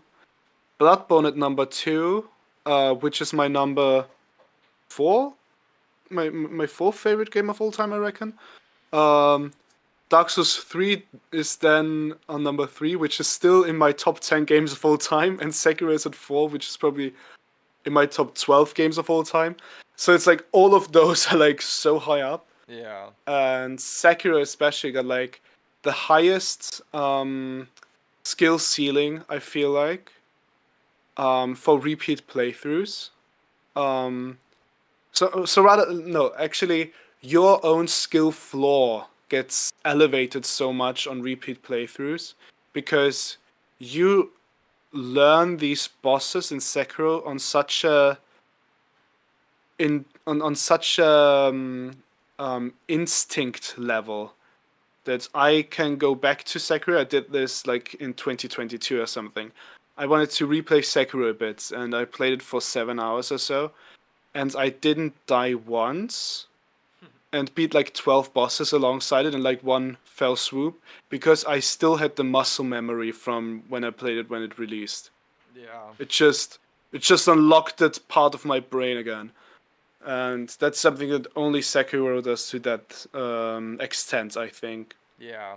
Yeah, I love when I feel like there's like, I don't know. People always talked about like certain Hollow Knight fights, like, especially like um Grim, as being Mm-hmm. like a dance. And I feel like Sekiro probably does that for like all the boss fights, I'm guessing. Yeah. Like it just Yeah. really feels like that dance, and because not all boss fights feel like the dance, but I feel like Grim I could go to at any moment and it just like maybe give me one death and I'm back in it. Mm-hmm.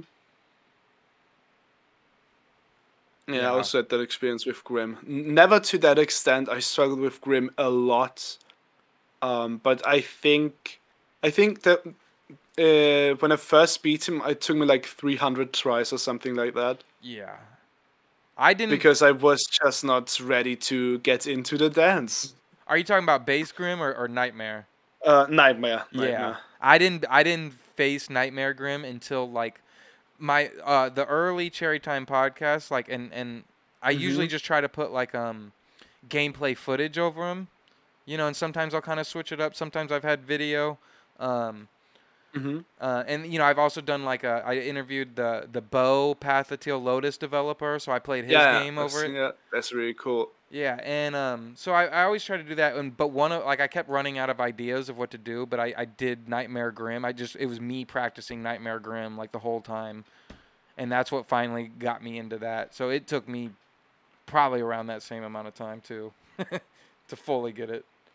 Yeah, and then and that's the beauty of like well-designed boss fights. Once you actually let yourself fail and kind of force yourself to learn it, then I think the second and third time I beat Nightmare King Grim, it took me five tries each, Yeah. which is a lot less than 300. Yeah. So it's kind of like your own memory, your own knowledge kind of starts helping you, and so it's not like you fluke yourself to win and you're like, oh my god, I don't know how I did it, but it's finally over. I can never replicate this. But it's like, okay, you actually learn it, and you do it that way. And in Sekiro, it's even more so. Like these bosses are not easy, and I was like dismissing them one by one, and I was like, huh, I'm still good at the game after years. And that's not because I'm good as a gamer or anything, but rather because the game is just very good Teaching. at teaching you. Yeah. Um, yeah, what did you think about like Path of the Teal Lotus? By the way, I also played the game. You know what? I haven't completed it. Okay. I haven't completed it. It's one that keep telling myself I'm gonna go back to, and then I went back to it fairly Mhm. recently, and there was something that I was just like, I can't figure this out right now. I felt like stuck, Mhm. and so I haven't completed it. I feel bad for having not completed that. I haven't completed Nine Souls as well. Yeah, I've not started Nine Souls. That's still the big Metroidvania I have to actually play, which I know I will actually really like. Yeah, I love having the games Um. on the back burner though. Of just knowing like, Mm. okay, because Bo like has a DLC that is coming out, Ah. and it's Okay. I think there might be a boss rush in it, and so I'm Mhm. I'm like definitely curious to see how that goes. And yeah, I feel like some of those games I'm like curious to see because I feel like especially Nine Souls. I feel like Nine Souls could be one that like 3 years from now people like are writing an Yeah. essay on that like blows it up even more. And I don't know. I feel like maybe there hasn't been like super in-depth lore videos on it. Like there's probably been good Mm-hmm. lore breakdowns, but not like not like Not the that it's Vatividia mossbaggy yeah, stuff, you know. not the complete one. Yeah. Um. Yeah. What did you Interested to did you see how like? the. Did you like Bo? I'm sorry. Yeah, I played it. I did like it. I did have a few um issues with it, I guess. Yeah, mostly focused on the like how the exploration plays out. It was a bit too linear for what I'm looking for. Yeah. But I don't regret playing it. I think it was uh fun. Let me just look it up. There we go. Hmm. I want to see because yeah, I just wanted to take a look at the Steam page for Bow, and it does have like 1,000 reviews. But that's again goes into like the greater discussion we've had of like how also hard it is to make video games because like the game is good and has 1,000 reviews, but there's a bit there's probably not as many as you would have hoped for as a developer. Yeah. Like I feel like I don't want to put words into the mouths of the developers, but I feel like when you're doing something, you always have the hope that your thing is gonna be the next Hollow Knight of like not necessarily same success, but like at least in a um, similar vein to these bigger games that you can actually call it a financial success and be like, okay, I don't have to worry about my next game or our next game. And I think like if you look at something like Bow, for example, with like 1,000 reviews, I don't know how many copies that means it's sold, but I reckon it probably means that the game was successful enough that the studio didn't shut down, but probably not successful enough that it's like the next game's a freebie. Yeah. And I think that's kind of the scary thing about like making video games, right? Because you put all of that work in, and then that number decides um, how much exposure, like how much money you get, how much what your future chances in the industry are. But yeah, I hope the DLC turns out nicely. Um, yeah, it's just I always see like these Metroidvania games, and I see a lot of them struggle or being like barely successes. Where I'm like, of course, the developers should and hopefully are very proud of what they've done, but the market's hard. It's just if you look aside from like uh, the top indie games, it is getting harder and harder to stand out as an indie game, even in Yeah. this like indie age. I wonder how Nintendo may have helped Bo, because I do Mm-hmm. notice that especially when the Switch 2 came out. I had it day 1 and Bo was Mm-hmm. on sale in the store page Oh, there okay. and it was fairly high Oh, up. that helps. Yeah. Okay, that helps. Yeah, yeah. But I you're think right. that's a smart move by the devs. That's a smart move. Yeah. Like if you get this kind of deal, I think that's wonderful. Looking at Nine Souls has like 28,000 reviews. Mm-hmm. So that's definitely a big difference, and Yeah. I've noticed Nine Souls be talked about on YouTube a bit more. Yeah. Actually, I don't think I've seen Bo be talked about that often. Besides like a games like Mm-hmm. Hollow Knight video. Yeah, yeah. um, but yeah, I think what even though like I've also like seen that Nine Souls like is the more beloved one or like the more popular one, but I think it's interesting to see just the extent of how great the differences are, because like you would be like, okay, maybe it's 3 or 4 times as successful, but like no, one's like 30 times as successful, and it's like, damn, that means even though I like both projects, one of them is financially really well off, and one of them is probably not as well off. Yeah. And it probably comes down to a few little things that they're probably racking their brains about what they can change in the future. Yeah, but that's day one sale on Switch 2. That's smart.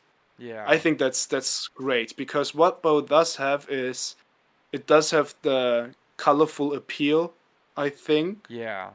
and a recognizable mascot that's I can have like an 8-year-old. I mean, I don't have an 8-year-old, but let's say I had one. I can get him a Switch 2. He sees that game and he's like, "Oh, hell yeah, looks nice. Can I play it?" Yes, wonderful. It's only like $20 or something. And as someone who likes Metroidvanias, I might also see it and be like, "Okay, yeah, I'm gonna get it. It's on discount." So that's I hope that's works out well for these devs. Yeah. Um, Yeah. Seems like a smart thing. That's why it is cool Yeah. that they're like pushing through and maybe not letting like Mm-hmm. first year success Yeah. stop them from doing DLC. Yeah. I think DLC can also help in that way to get people on board with the base game that haven't been on board with it yet. Yeah. I'm in their Um, Discord and I know that they've done at least like at certain like maybe like conventions and stuff like recently like in the past month or so they did like a speed running mhm. event. So I know a lot of I know a lot of people do speed run this Okay, game nice. like or at least there is a group of people that speed run it.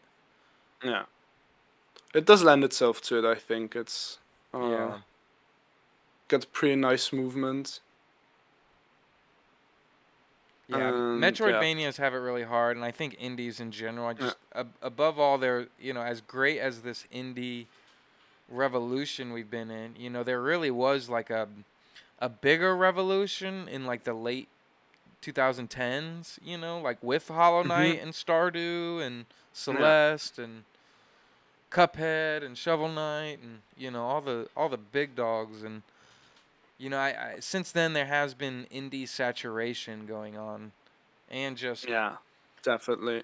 people making quicker games, people, unfortunately like the one thing that like I really love Bo's art style and I really do Hmm. want to complete it and the one thing that did kind of draw me away from it is just how much it wore its inspirations on its sleeve, like Yes. I think that was just a little too apparent for me to like fully lock into it, the Celeste and the Hollow Knight inspiration and I think it's got such a beautiful world. Like looking at this trailer over and over again, like it's like they really got some great characters in it. But it's like, yeah, Yeah. just everything felt too similar at first. And I'm sure it grows into its own. Yeah. It does have some good sections later on. I don't know how far did you get into the game, or where did you get stuck? I got to the main city and then I got out to the first woods area. Ah, okay, okay, okay. Yeah, I see how you can get stuck there. Like, It was it's me. sometimes not as clear It was me like what you have to leaving do. it and then coming back 6 months later to being like, wait, what am I Hmm. doing? Like that was so. Okay. I should probably just restart it. Yeah, it does have like one or two like pretty cool areas later on. I do think um I do think it gets better after you've gone to the city, because I think the lead up to the city is a bit of a jarring choice, because Yeah. you're in the red forest, right? Yeah. Where you at first have to like collect some bamboo or something. I'm like, okay, and then you go into this cave, then you're on this bridge, and all of Well, these like in theory sounds nice enough, but I think the later areas feel more like proper game areas. and Yeah. the other three things feel a bit more like a prelude. So I was happy when I got to the main city, because that's the main city is really cool. I think it's really cool, and Bo also went through yeah. something at But at the end, release where like humble games like did like hmm closed down or something like the week it released. Like there was something oh, crazy going on with their publisher, and like people were unsure of what was even happening, and I don't know how that affected its release. that sounds horrible. Yeah. That sounds like a nightmare scenario. Yeah, they're Um, still the publisher, so they still got their release like mhm. worked out, I guess. But yeah, something went bad, and I think like games got canceled or something too. Like, Oh God. but yeah, we can close up here soon. One Yeah, qu- basically, I've been yapping. No, it's all good. Some of them might go long. Me and I got a Windet on one, and we talked for like 3.5 hours. It was crazy. Yeah, I saw that. I was like, okay, Daily Silksong one is half an hour long. Winded one is 2.5 hours long. Okay, I'm free to yap. Yeah. Good. I kind of just let them go as they go, and I like some of the shorter ones. I did one with Sky Panda the other day. That's gonna be Mhm. the one. It's gonna come out right before this one, Mhm. and that one was like 30 minutes, and I loved it, and it was a great interview. And I'm like, and then I love the long ones as well. I'm like, I can't really decide on like a length I want to stick to, so I just kind of Yeah, yeah. let it run its course. So I do appreciate I get that. you being here today. Thank you for having me on. It's been a pleasure to just talk about games and why we love them, and Yeah, yeah, it's be great. extremely nerdy. So yeah. One thing I plan on um. doing once Silksong comes out myself is doing another round of Cherry Time interviews with people, like after they've sat with the game for a little bit. So if you'd be down to come Mhm. back and do another one, whenever it's all said and done, Absolutely. yeah, awesome. See you in 2032. No, uh, Maybe. no, but it's uh, gonna be better sooner than that. I hope. yeah, yeah. One last question that I tried to ask Mhm. Mhm. everybody, and I just realized I forgot to ask Sky Panda, but and this one will be interesting for you. But if you start a new Hollow Knight playthrough today, are you saving Zote?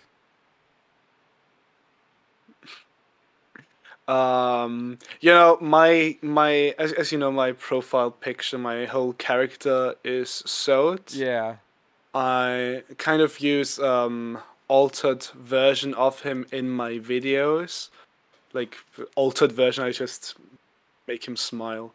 Uh, so I've of course have a deep connection with Sod.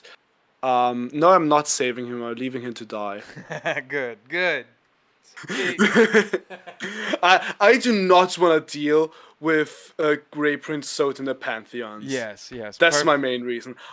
That's the answer. I love Zoe. I've always loved Zoe. He's a great character. Mm, And once yeah, once I had to deal with him, and once I just found I didn't even know about the Great Prince Zoe fight, like for yeah, the longest time. And then once I found out about it, and then like I was like, oh my god, like this is the worst. And then once he became in the Pantheon, I was like, are you yeah. kidding me? I'm like, you can't get rid of this fucking guy. Sorry.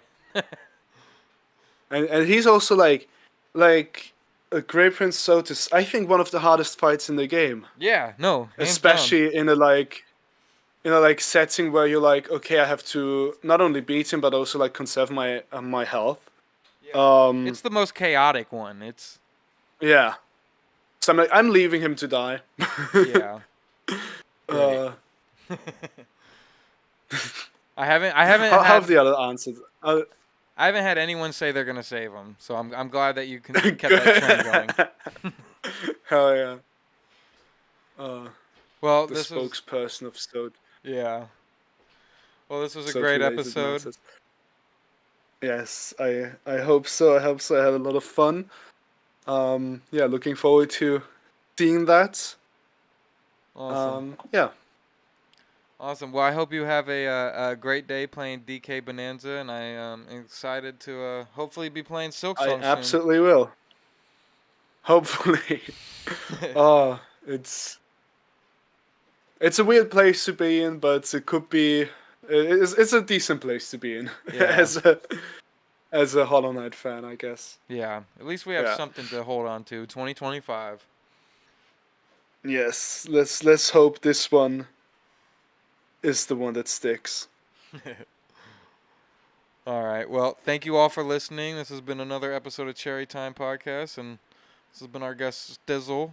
Thank you so much. Thank you again for having me, and thanks to everyone who listened to my entire ramblings. Yeah, if you're here and you're not subscribed to one of us, you should probably subscribe. Yeah. I would hope so. But if you're Yes, here we anyway, will shame you. if you're here, we thank you anyway. But yeah, see you guys. Thank you. Bye. Bye.